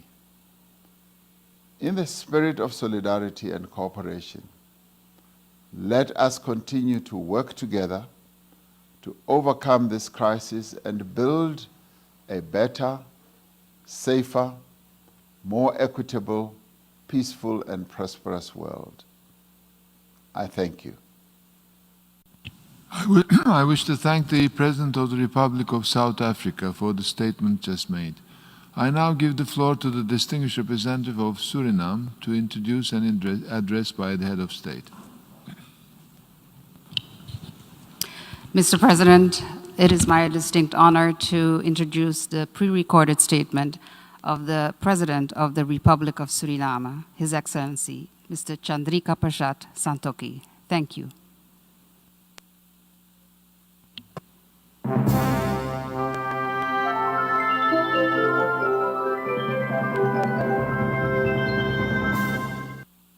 Your Excellency Volkan Bozkir, President of the General Assembly, Your Excellency Antonio Guterres, Secretary General of the United Nations, Excellencies, colleagues, ministers, and permanent representatives, ladies and gentlemen. Mr. President, my delegation aligns itself with a statement by His Excellency Andrés Manuel López Obrador, President of the United Mexican State, on behalf of CELAC, and the statement by His Excellency Ilham Aliyev, President of the Republic of Azerbaijan, on behalf of the non-aligned movement. When considering the global impact of the COVID-19 pandemic on our economies, the health and well-being of our people, and sustainable development, this session is yet another confirmation that multilateralism and international cooperation are indispensable. As a result of the pandemic's outbreak, our public health, social protection, and education system, environmental, agricultural, as well as other production sectors have undergone tremendous pressure. The government has taken several measures to prevent the further spread of the virus, including far-reaching ones such as closing of air and maritime borders for regular passenger traffic, except for flights for repatriation, but also closing of schools, temporary restriction of the movement of people, and awareness-raising campaigns to alert the public regarding prevention. Additional emergency measures have been implemented to address the socio-economic effects of the pandemic while safeguarding health, including mental health, such as the creation of a social protection system and targeted economic measures to support vulnerable groups and businesses in our society. For Suriname, the implementation of these targeted COVID-19 measures entails committing limited financial means, amplifying our vulnerability while facing already immense financial, macroeconomic imbalances, as well as a heavy debt portfolio. In this respect, the government appreciates the solidarity and the support it has received thus far from international partners in the field of medical service and technical cooperation to enable all stakeholders to address the COVID-19 situation in Suriname. Suriname was the first in the region upholding the democratic process of holding free and fair elections during the outbreak of COVID-19. The government is continuously monitoring, evaluating, and adjusting the measures to find the proper balance between the health of the people and the economy. This, despite the national and international financial constraints, in particular high national debt and the challenges in relation to access to concessional financing. In this context, steadily and cautious reopening of the economy is well considered, taking into account the relevant protocols for each sector. Mr. President, we welcome the efforts made by the United Nations Secretary General, the international financial institutions, and other multilateral entities in response to the pandemic. At the same time, we note with great concern that middle-income countries are left behind and cannot benefit from many of these initiatives. We call, therefore, for an integrated response to the pandemic, and in this regard, welcome the initiative of Canada and Jamaica, supported by the United Nations Secretary General on financing for development in the era of COVID-19 and beyond. In addition, we welcome the initiative launched for our region by Costa Rica and the Economic Commission for Latin America and the Caribbean, ECLAC, namely the Fund to Alleviate COVID-19 Economics, as well as Caribbean Resilience Funds, proposed by the Executive Director of ECLAC. My government calls for a stronger advocacy role of the United Nations towards the international community, and in particular, the international financial institutions, to design and execute region-specific and country-specific strategies to assist countries to gradually building more resilient financial, economic, social, environmental, and security systems, and towards sustainable recovery. Consideration of specific financing for development opportunities and measures such as debt relief, suspensions and/or writing off debts, access to concessional financing, special arrangement for grants and soft loans, budgetary support to strengthen our public health infrastructure could enable us to building resilience in times of crisis. In this regard, we also note the process in the development of vaccines and underscore the importance of ensuring that vaccines will be equally accessible and affordable for all. In closing, Mr. President, let us not forget that the principal aim of multilateralism is to unite, assist in building strong and resilient communities, and to strengthen democracy, the rule of law, and good governance through collective actions and inspired by solidarity, respect, and understanding. Building back better strongly depends on the interpretation and implementation that we give to the kind of multilateralism that this pandemic demands from us. I thank you.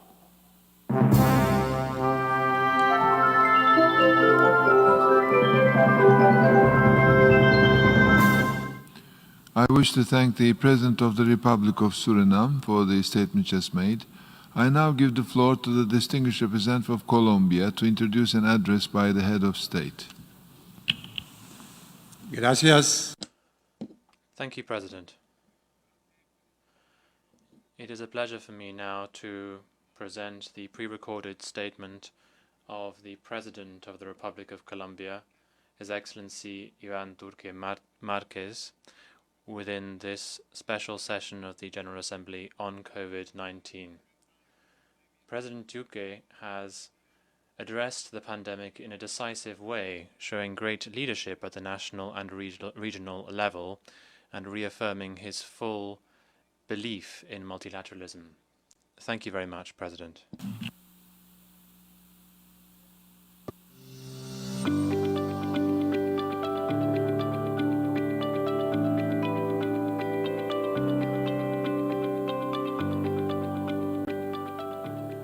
La crisis sanitaria. The health, economic and social crisis brought about by this pandemic has been the greatest challenge for the world since World War II. This virus has plunged all countries into an unprecedented economic recession, which has disproportionately affected the most vulnerable people and communities. Since the beginning of the pandemic, Colombia has stuck by its commitment to safeguard Colombians' health, to care for the most vulnerable, to protect people's jobs, and to promote a responsible and progressive recovery of the economy, while we also preserve the progress we had made in terms of equality. We have taken the right decisions at the right time to address this pandemic. Colombia was the first country in Latin America with local diagnostic test capacity. In addition, thanks to the work of our Health Ministry and the Emergency Management Fund, we have been able to double the number of intensive care units in Colombia. They now number more than 11,200. We have also seen progress in terms of the measures to curb the spread of the disease and to promote its suppression by applying epidemiological vigilance measures and sanitation controls, such as the PRAS program, which is the program for testing, tracing, and sustainable selective isolation. With this, we have sought to direct our measures to enhance public health, to increase testing capacity, to facilitate the identification of positive tests, and in particular to facilitate the tracing of those tests. We have also mitigated the socio-economic effects of the pandemic. We have done so through programs such as Families in Action, Youth in Action, and Greater Colombia. We have also set up the solidarity-based income, which allowed us to reach 3 million people who were not benefiting from any state program. With all of these measures, we have been able to reach more than 10 million households. To protect people's jobs, we set up the program for support to formal employment, which allowed us to subsidize 40 or 50% of people's pay, which has helped more than 3 million workers. Colombia has been an active member of the WHO Executive Board. In that scenario, we have advocated the universal equitable access for all countries to vaccines and treatments. We recognize, therefore, the importance of immunization to COVID-19 as a global public good. We also signed a formal agreement for the COVAX mechanism. This is a facility, a tool, which will make it possible for the vaccines to be equitably distributed. We underscore the immense work undertaken by the WHO and the PAHO. They have promoted a global response based on science and focused on people.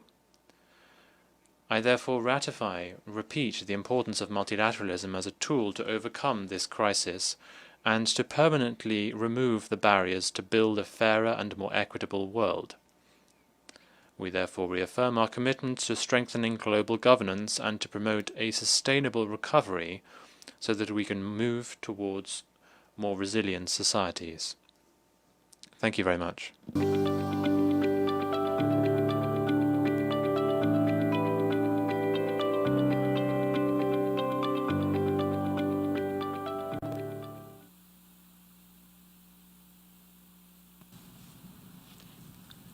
I wish to thank the President of the Republic of Colombia for the statement just made, and I now give the floor for the distinguished representative of Montenegro to introduce an address by the head of state. Thank you, Madam President.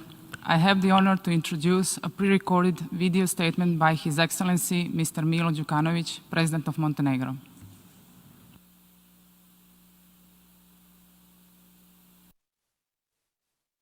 Your Excellencies, ladies and gentlemen, it is a pleasure for me to greet you all. It's been a year since the first case of the novel coronavirus was detected. Our countries, the international community, organizations and stakeholders on different levels are putting efforts into providing the best possible response to the multiple consequences of the pandemic, primarily for the lives and health of our citizens and then also for our economies.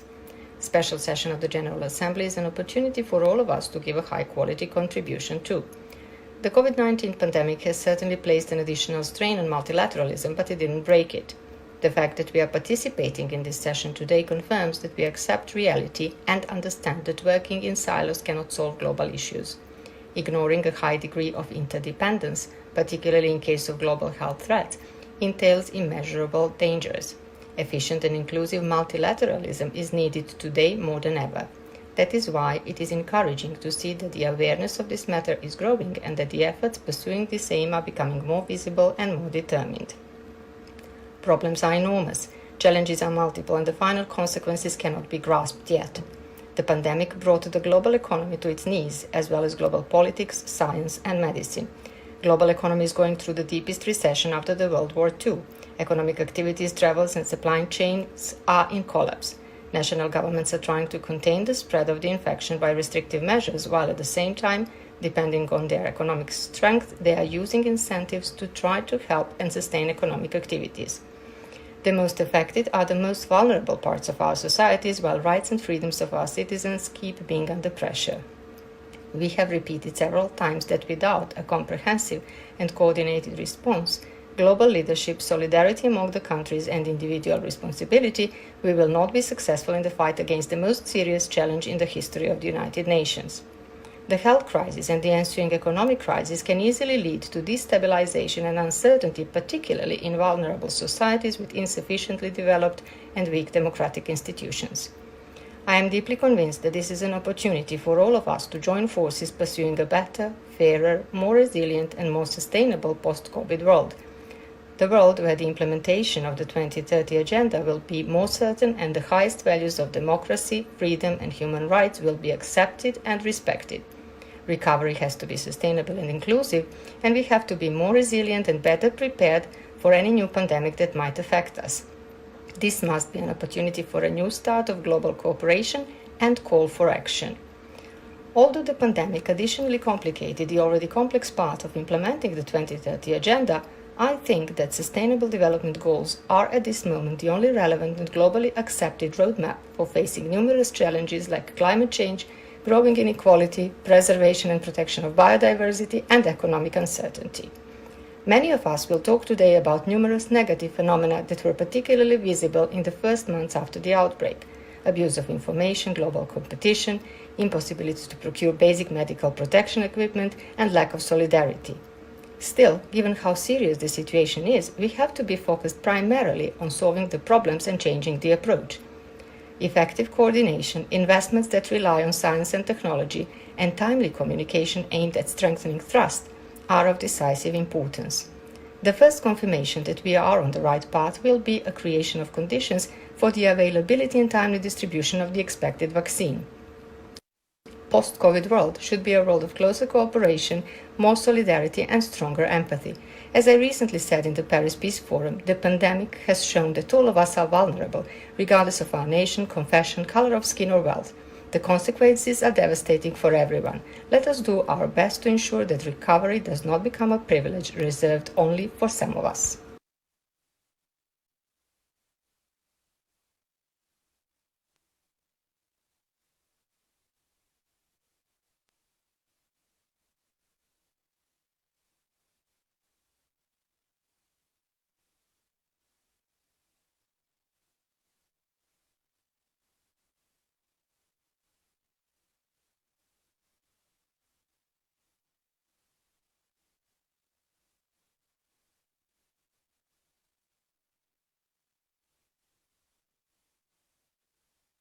Ladies and gentlemen, Your Excellencies, the COVID-19 pandemic continues to be a major risk to the humanity. Families have lost dear members, and communities have been profoundly shattered. This health crisis has transposed into other sectors of our societies, with our economy suffering an especially heavy setback. With its health, economic, social, humanitarian, and security dimension, the pandemic has tested our countries in unprecedented ways and has reminded us how interconnected we are. With the suffering it causes, the pandemic exposes the systemic weaknesses and inequalities in our world. In North Macedonia, the coronavirus has taken its toll in human lives, sector, and the weakened economy.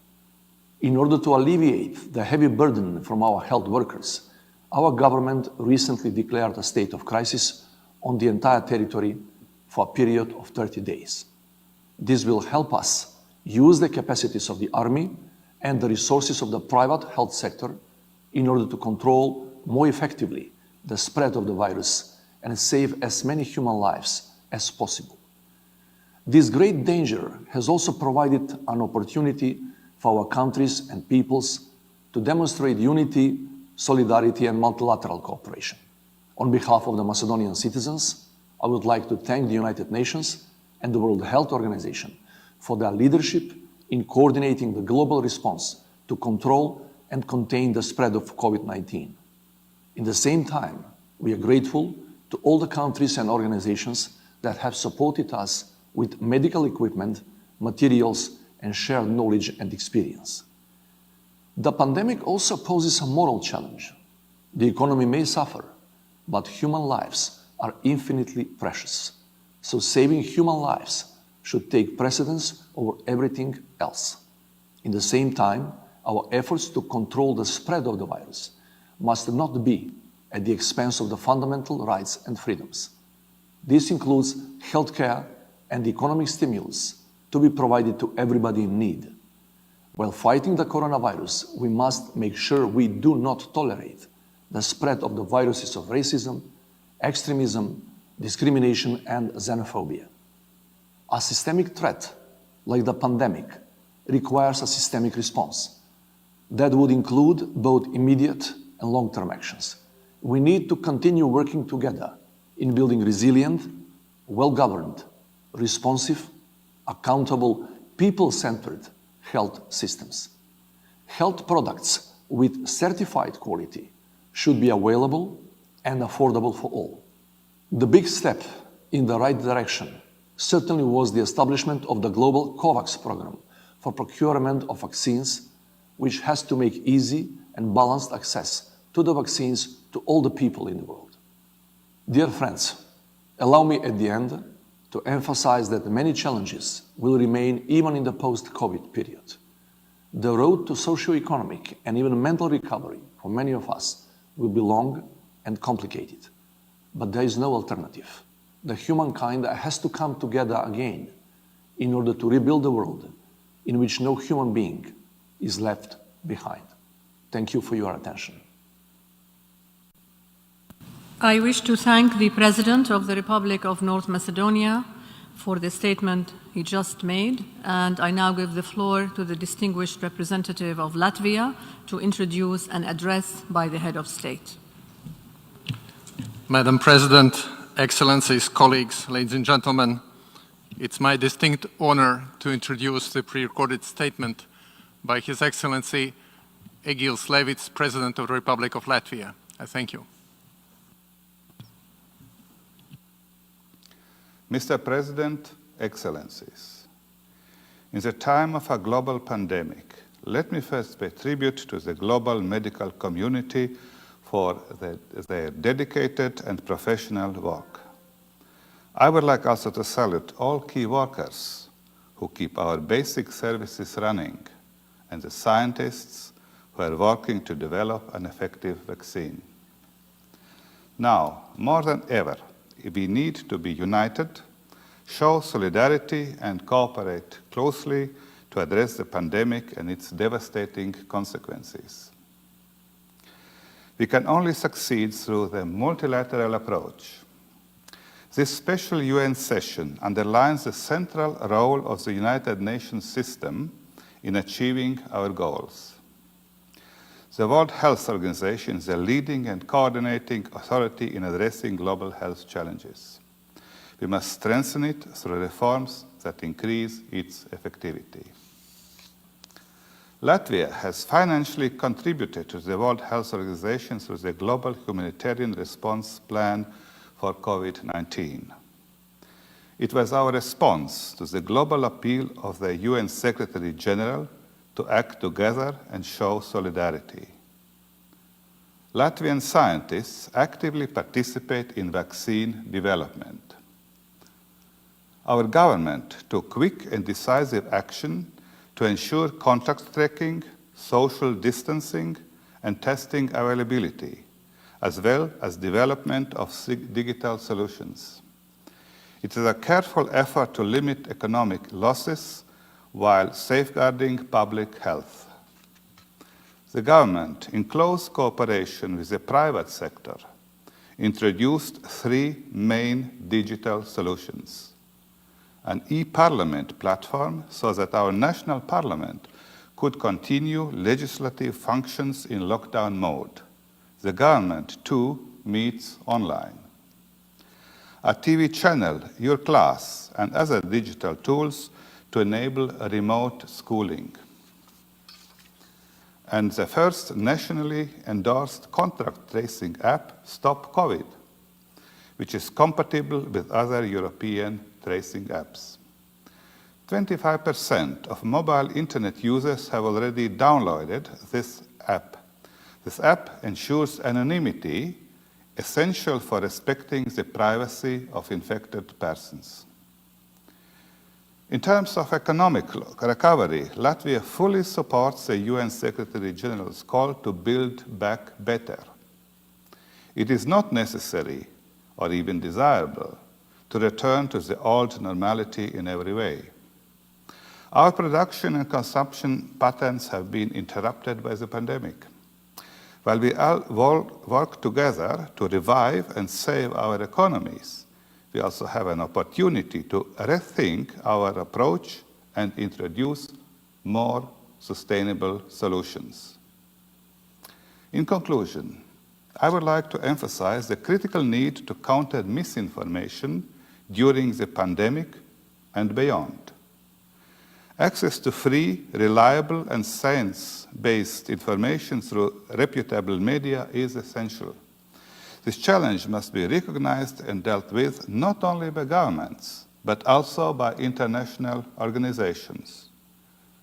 At the United Nations, Latvia will continue to raise awareness of the need of counter disinformation. Let us all work together to save lives and start sustainable recovery around the globe. Thank you. I wish to thank the President of the Republic of Latvia for the statement just made, and I now give the floor to the distinguished representative of Estonia to introduce an address by the head of state.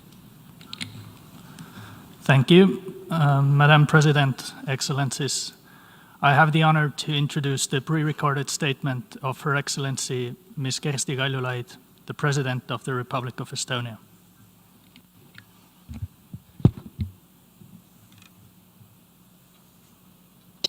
Dear Secretary General Antonio Guterres, dear President of the General Assembly, members of the United Nations, as we attend today's special session, the world is facing the second wave of the COVID-19 pandemic, and most of our societies are in lockdowns. So far, the focus of our countries has been saving lives and at the same time getting our economies back on track, trying to increase the resilience of societies. As we adapt to the fact of living in the COVID-19 world, the focus has rightly shifted to vaccines.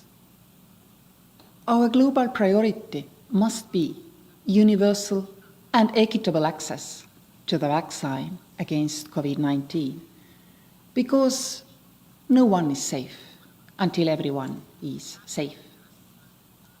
At the same time, we need to be aware that not everyone in our UN family have been fortunate enough to adopt impressive rescue packages. nor have all of us been fortunate to have necessary digital means to mitigate the crisis. So, our global community needs to have solidarity. This means also global burden sharing. One option is sharing our lessons learned, experiences, and best practices in overcoming this pandemic. The best way to do it is through a strengthened multilateral system. As the world's first digitally transformed nation, Estonia has contributed, among other things, by digital means, because technologies can really be great equalizers. They have become an integral part of our everyday lives. And in health, as well as the social sector, they provide higher precision and better coordination. Data can help us better to detect people in need and make informed policy decisions. We must build a global trust architecture together with the World Health Organization as its anchor. Estonia recently signed an MOU with the World Health Organization in the field of digital health to support the interoperability of certified vaccine and testing centers across the world. And on top of that, we have a number of memorandums of understanding with countries and regions, notably the African Union, to advance digital cooperation, not only in digitalization of healthcare, but also in e-governance and e-education. We work together with International Telecoms Union.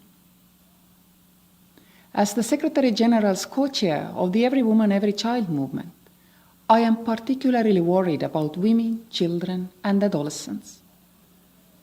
As the world focuses on the pandemic, the most vulnerable among us continue to suffer from conflicts, not only far afield, but also on our own European continent. In this light, I would like to reiterate Estonia's support to the Secretary General Guterres' call for global ceasefire. We call everybody to support it. It is high time for warfare to stop. We must deal with more pressing needs. Finally, while fighting the pandemic, we must also understand that the other challenges have not gone away. For example, even before the COVID-19 vaccines are globally available, we know that the percentage of the world's children who received all the vaccines recommended by the World Health Organization has dropped to 70%, back where it was 25 years ago. We must also understand that there is an impact on our health arising from the climate crisis, from ecological degradation, from pollution, and climate instability. Dear colleagues, brothers and sisters, we have a collective responsibility. We must ensure that everybody benefits from the recovery, but also that progress made so far is not reversed by either conflicts, climate crisis, or COVID-19. We should use technologies. Digital means we can really complement our goals and efforts with the new possibilities. Thank you, and stay safe. I wish to thank the President of the Republic of Estonia for the statement just made, and I now give the floor to the distinguished representative of Serbia to introduce an address by the head of state.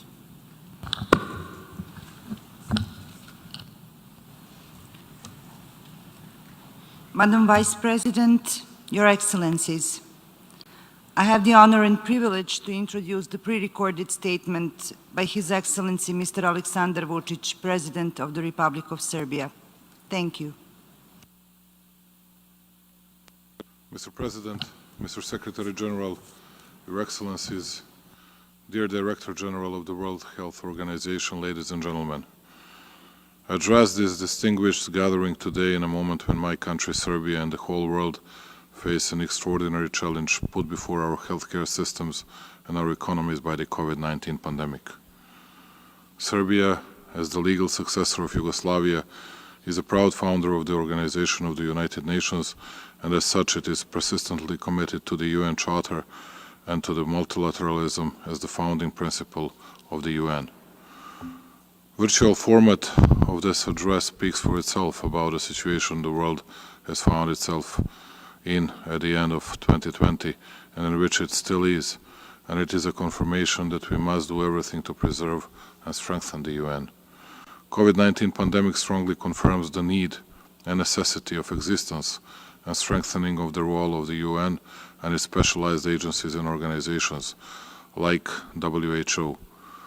They have the irreplaceable role in organized response to newly occurred challenges that are not only of a health nature, but they also have social, economic, political and security dimension.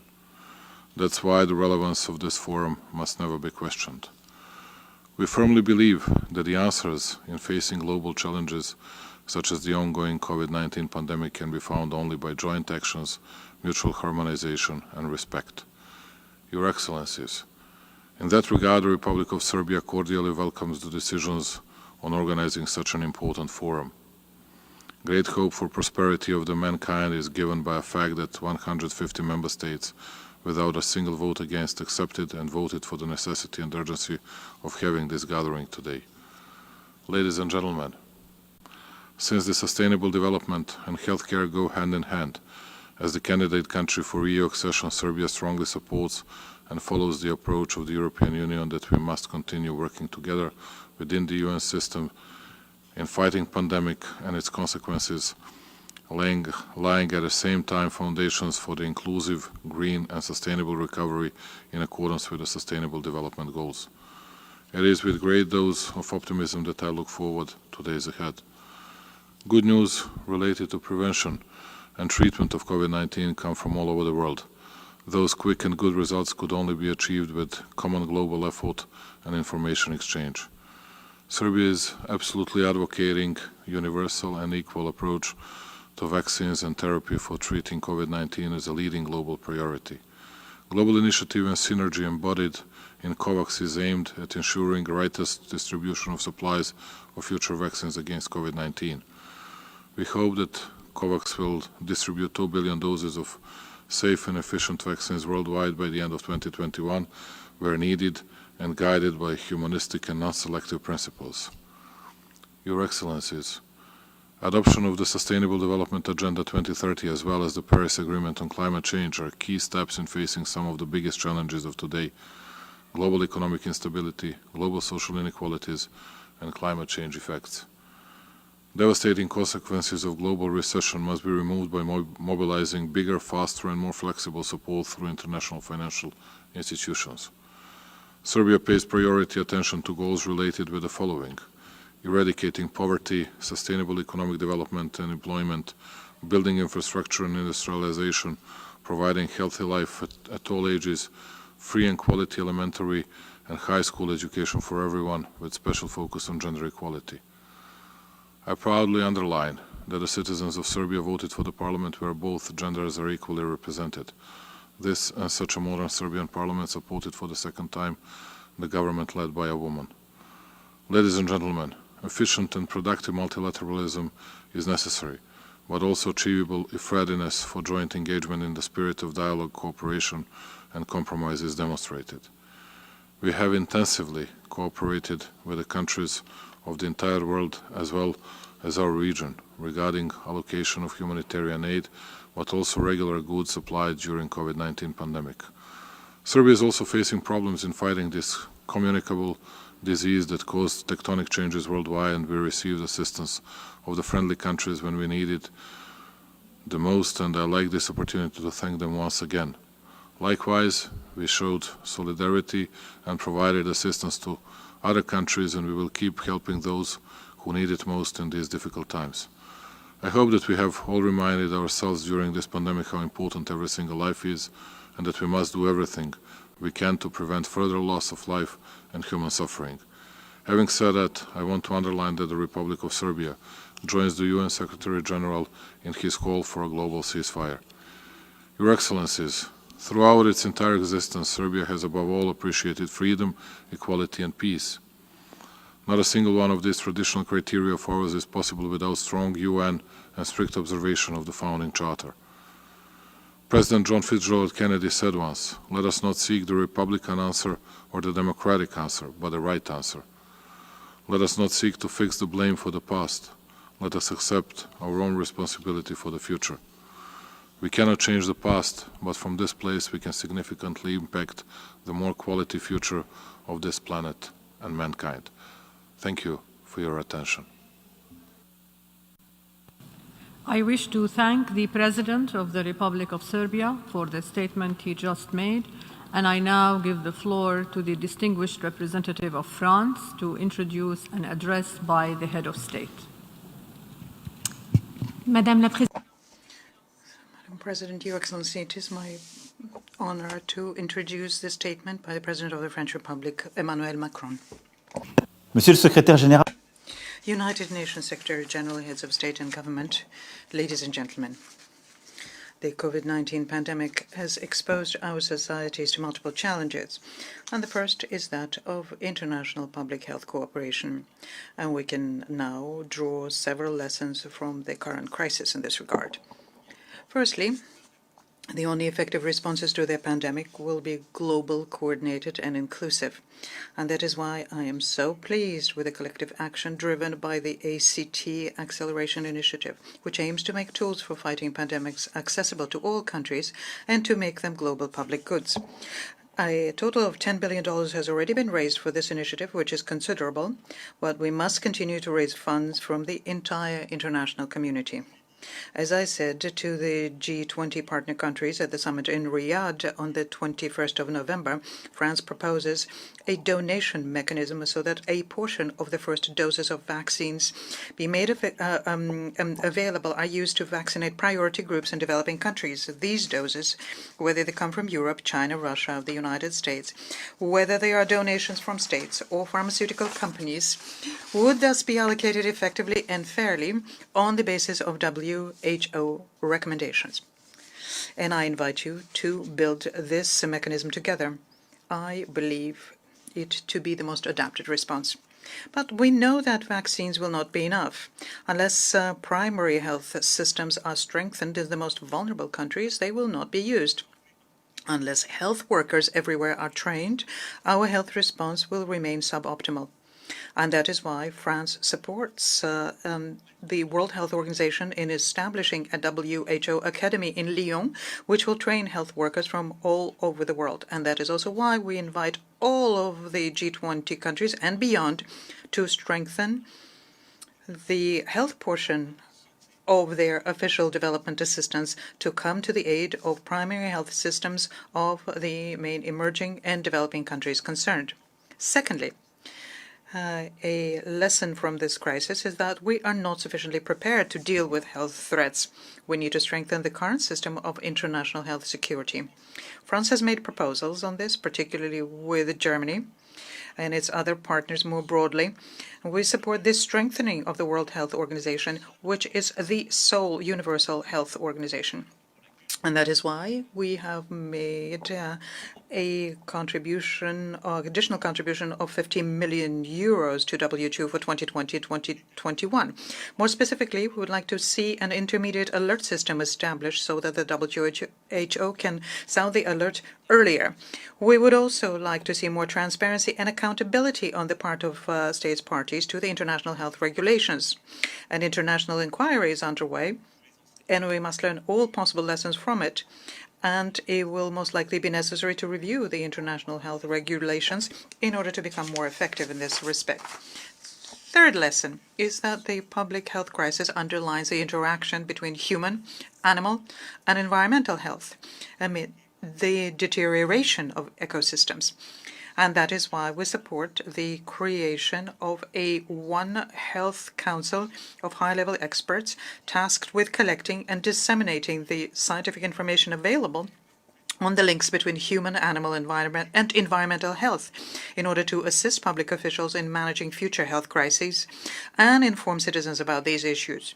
I am pleased that the World Health Organization, OIE, FAO, and UNEP are working to create this council in a spirit of partnership with all the major international organizations in these sectors.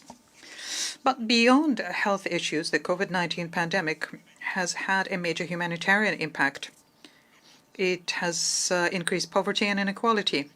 According to the United Nations, 235 million people will need humanitarian assistance in 2021, and the number of people in need of food assistance has never been this high. In this respect, I commend the essential action of all of the United Nations agencies and programs and their staff who work every day alongside the most vulnerable people on the planet, at times risking their lives. I would also like to recall that it's more crucial than ever to ensure humanitarian workers access to the people they're seeking to help. The exceptional circumstances generated by the pandemic threaten, in many countries, the achievements of the more than 70-year-long international fight for human rights. The pandemic must not be used as a pretext for restrictions on civil society, erosion of the rule of law, attacks on the freedom of expression, or the arbitrary detention of opponents. It cannot be used as an excuse to undermine the progress made in fighting violence against women, in access to sexual and reproductive rights and services, and in protecting our children. And because we cannot tolerate such backsliding, we are organizing the Generation Equality Forum in 2021. Please join us so that we can together champion the cause of gender equality. Lastly, our role is to prevent further excesses in the brutalization of the world during this crisis, which is far more than just a public health crisis. The Security Council took into account the destabilizing effect of pandemics very early, in 2000 with HIV, and once again in 2014 and 2018 with Ebola. That was the case. And that is why, when the COVID-19 pandemic broke out, we put forward Resolution 2532 together with Tunisia. This was unanimously adopted by the Security Council on the 1st of July 2020 in support of the Secretary General's call for a global ceasefire. I would like to commend in this regard the men and women working in United Nations operations who continue, despite the difficulties, to defend peace and also to combat COVID-19. Here are some of the deeply held beliefs that I wanted to share with you today, and I wish you much luck and progress in your work, and I hope that you will all come out of this pandemic more united and stronger. I thank you. I wish to thank the President of the French Republic for the statement he just made, and I now give the floor to the distinguished representative of the Bolivarian Republic of Venezuela to introduce an address by the head of state. Madam Vice President, Your Excellencies, it is my honor to present the pre-recorded statement of the President of the Bolivarian Republic of Venezuela, His Excellency Nicolás Maduro Moros, at the occasion of the 31st special session of the General Assembly on the comprehensive response to the COVID-19 pandemic. Thank you. President, allow me to convey our gratitude for the convening of this important presidential summit in the context of our General Assembly. This summit pertains to the global response to address this human crisis brought about by the coronavirus. I would also like to thank the non-aligned movement for promoting the convening of this session in the midst of such difficult circumstances for humanity. I would also like to take this opportunity to pay tribute to the more than 1.3 million souls who have lost their lives to this disease. For them, we must commit to improve our health systems and to ensure that they are genuinely public and of high quality, available to all. I would also like to express our full gratitude and thanks to the army of health professionals, scientists, and all of those who have been working with such devotion and sacrifice in this struggle to save human lives. We would also like to take this opportunity to recognize the leadership role played by the World Health Organization, the WHO. President, after many months in which the entire world was caught off guard by the health emergency triggered by this pandemic, the worst for 100 years, which, as we all know, has brought to light the major vulnerabilities not just of developing countries, but also of some of the wealthiest and most powerful countries in the world. We have seen at this time that multilateralism is the answer. It must be coordinated. We have seen that solidarity and cooperation must once again play their role that they once did in guiding international relations between countries of the world. However, today they are overshadowed as a result of isolationism, supremacy and selfishness shown by some powerful minorities who, like elites, dictate policies from the most powerful countries in the world. In Venezuela, our response to COVID-19 has been characterized by bravery and the heroism of thousands of men and women who, under the unified leadership shown by the institutions of our national government, even in spite of a criminal aggression and permanent threat against Venezuela, nevertheless have been able to put all of their material and human resources on the line for our fatherland to serve the people with devotion, discipline, and a great deal of fondness. To date, we have some 100,000 positive cases in our country. 95% of those have successfully recovered.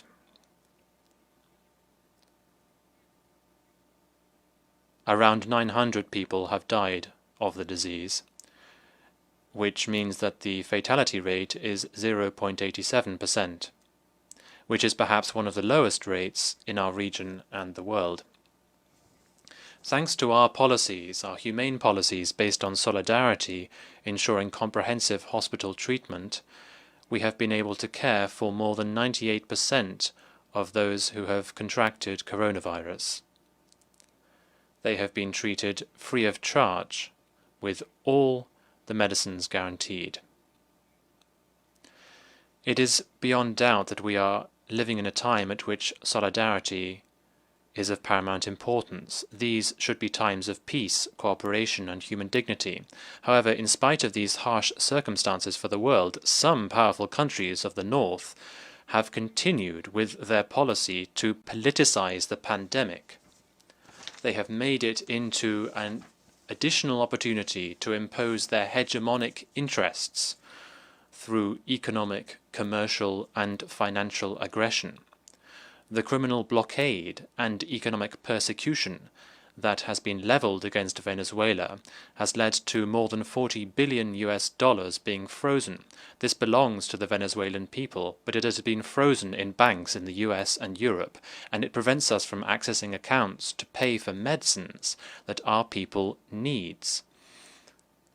It prevents us from accessing primary sources of medicines, medical equipment, as well as purchasing fuel and purchasing materials to produce fuel, as well as food and many other basic services. All of these sectors have been affected by this criminal persecution that has been leveled against Venezuela from the US. It is time for the major powers to stop these measures, to lift these criminal measures, all the more so when we bear in mind that their use is illegal. President, it is crucial that the vaccine or vaccines to address coronavirus be declared by the United Nations and by the World Health Organization as global public goods.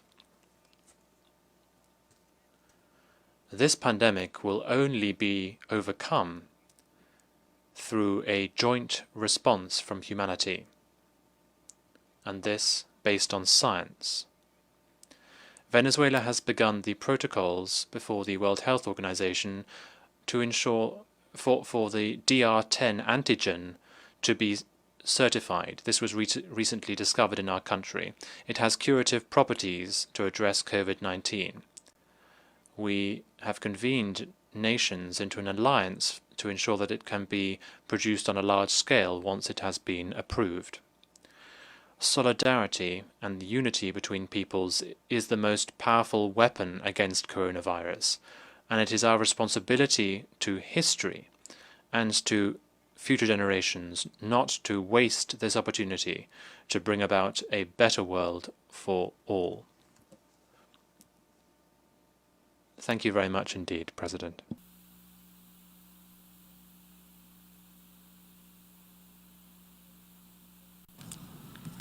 I wish to thank the President of the Bolivarian Republic of Venezuela for the statement just made, and I now give the floor to the distinguished representative of the Philippines to introduce an address by the head of state. Madam Vice President, I have the honor to introduce the pre-recorded statement of His Excellency Rodrigo Roa Duterte, President of the Republic of the Philippines.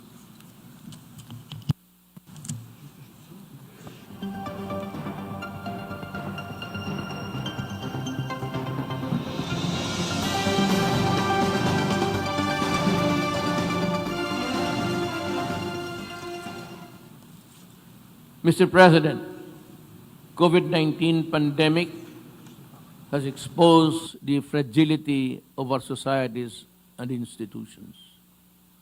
Our immediate responses were necessary, yet have driven our societies apart. When everyone needs the same limited resources, the compulsion to resort to a zero-sum approach is amplified. Yet this pandemic demands the opposite response: enhanced cooperation. Our first priority is to strengthen the capacity of health systems. Without a cure and a vaccine, we can only delay the spread of the disease while we reopen our economies. Life-saving services and products must be made accessible to the most vulnerable, the most to the least. Philippines reiterates the call for universal access for safe and effective COVID-19 vaccines and technologies. If any country is excluded by reason of poverty or strategic unimportance, this gross injustice will haunt the world for a long time. It will completely discredit the values upon which the United Nations were founded. We cannot let this happen. No one is safe unless everyone is safe. The Philippines strongly supports global medical and scientific initiatives forged at the WHO. This includes the ACT Accelerator, the COVAX facility, and the CTAP. Together with our brothers in ASEAN and the non-aligned movement, the Philippines supports a global health agenda with adequate resourcing and policy space for WHO. The Philippines will do its part. We will contribute to the pooling of global resources and help other countries without preconditions. Our collective initiatives in the UN and other multilateral frameworks are our best chance to defeat COVID-19. Mr. President, the challenges posed by the pandemic go beyond health and economy. In many parts of the world, the pandemic has worsened the threats to peace and security. The lawless weaponized this health crisis, they crippled the state's ability to respond. They leave COVID-19 to wreak its worst on the population. This is an inconvenient truth, but one that we must face head-on. The Philippine support of Secretary General's report for global ceasefire is most welcome and appreciated. The Philippines wants to ensure the swift and unimpeded provision of medical care for all Filipinos, especially the most vulnerable.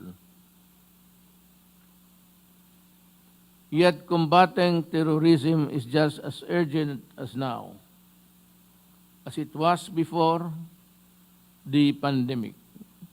In my country, this fight is about protecting life while preserving the democratic values we have restored without violence. Mr. President, the end of this pandemic is still difficult to see. Yet the broad outlines of the horizon are breaking through. It is never too early to think of a bouncing back strategy. The Philippines aims for a comprehensive and inclusive recovery with no one left behind. We are using all available socioeconomic instruments to protect our hard-won gains in development.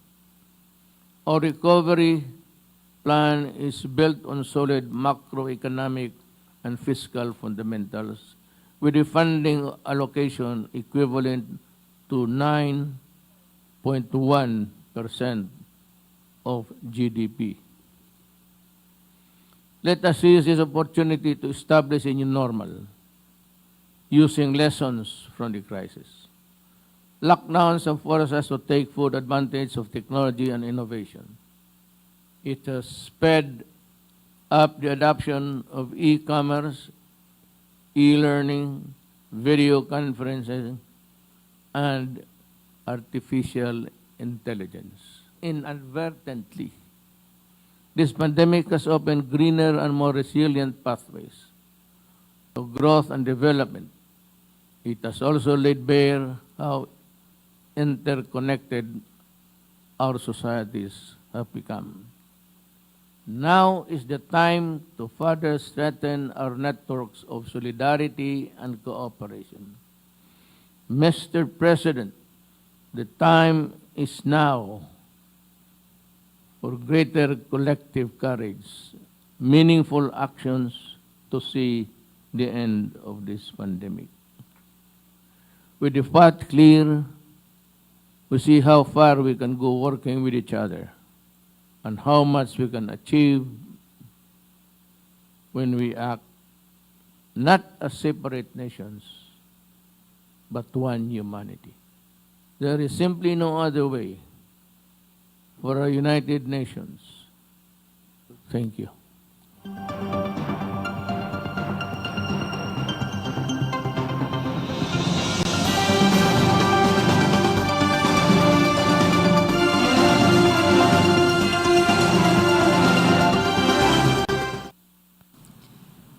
I wish to thank the President of the Republic of the Philippines for the statement just made, and I now give the floor to the distinguished representative of Nauru to introduce an address by the head of state. Madam Vice President, Excellencies and colleagues, it is my great honor to introduce the pre-recorded statement of His Excellency Lionel Ruben Engamia, President of the Republic of Nauru.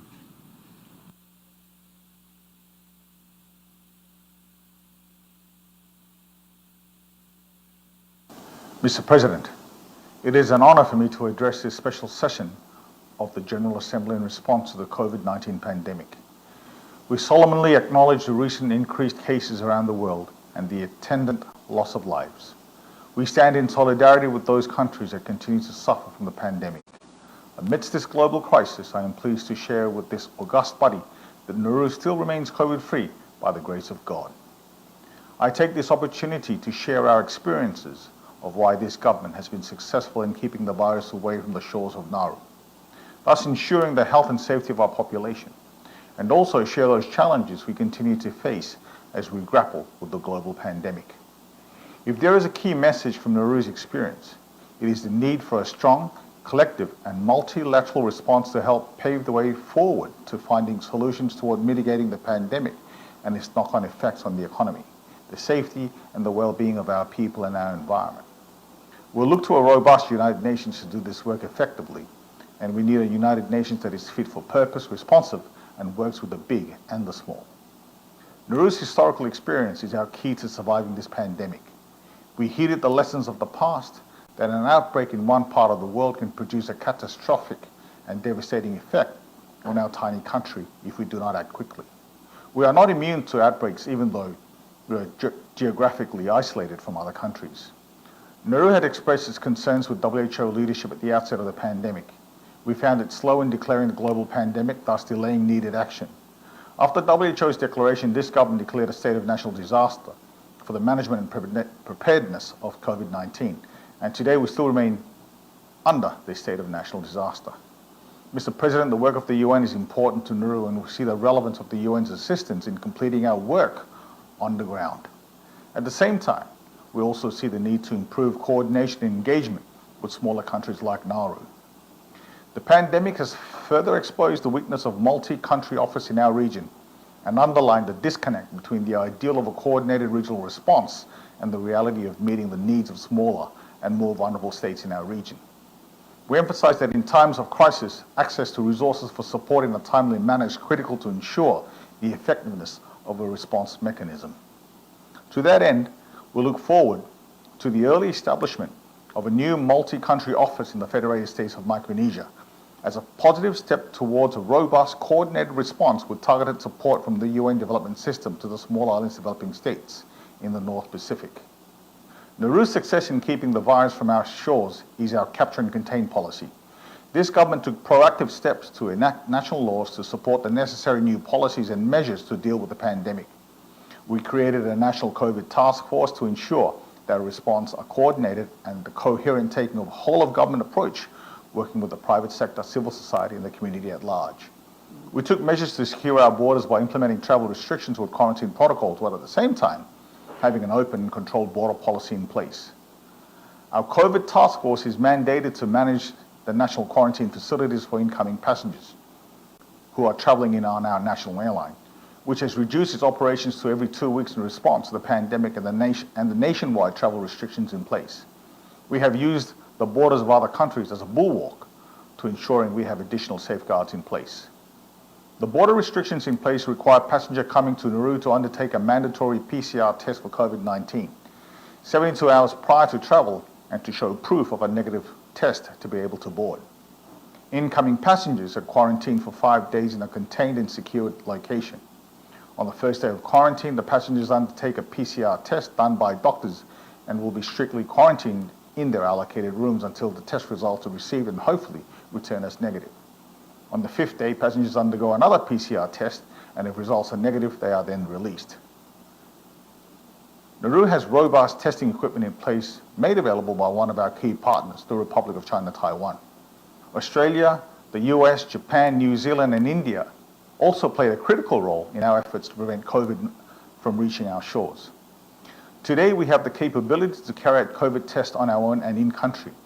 This is a key milestone achieved within months of the pandemic. We have also seen improvement and have benefited from WHO's advisory role in the nature of the virus. As a small island development state, we have little to no means nor the capacity to participate in the research of the virus, but we have remained vigilant to keep up with WHO's latest information. This has helped shed some understanding on the nature of the virus and has proven useful to the National COVID Task Force. Science-based policy is critical to ensuring that our capture and contain policy remains effective. Nauru commends those countries who are working towards a vaccine to combat the virus, and we wish you all the success in making it a reality for the global community in the near future. We look to our partners to make this vaccine available to all SIDS. Mr. President, this government launched its Desperate Imagination vision and plans during a pre-COVID world. The vision is one of innovative thinking towards a financially sustainable and resilient Nauru. While we have confidence in our vision and our plans, we cannot access the financial resources to actually implement them. We call on the need for a global financial system that is responsive to the needs of developing countries like Nauru, and to partner with us through this pandemic and beyond to help build a more resilient and sustainable future. The impact of COVID-19 has further amplified our vulnerabilities, and climate change continues to be an existential threat for some and remains the single greatest threat to humanity. We are uncertain of what the future holds for countries like ours, but it is clear that we need a multilateral response to take urgent and bold actions today. Sustainability of our nations and our people must always be front of mind now and always. In closing, I wish to thank all our donor partners for their valuable support, and we look forward to your continued partnership during these difficult times. Matavaka.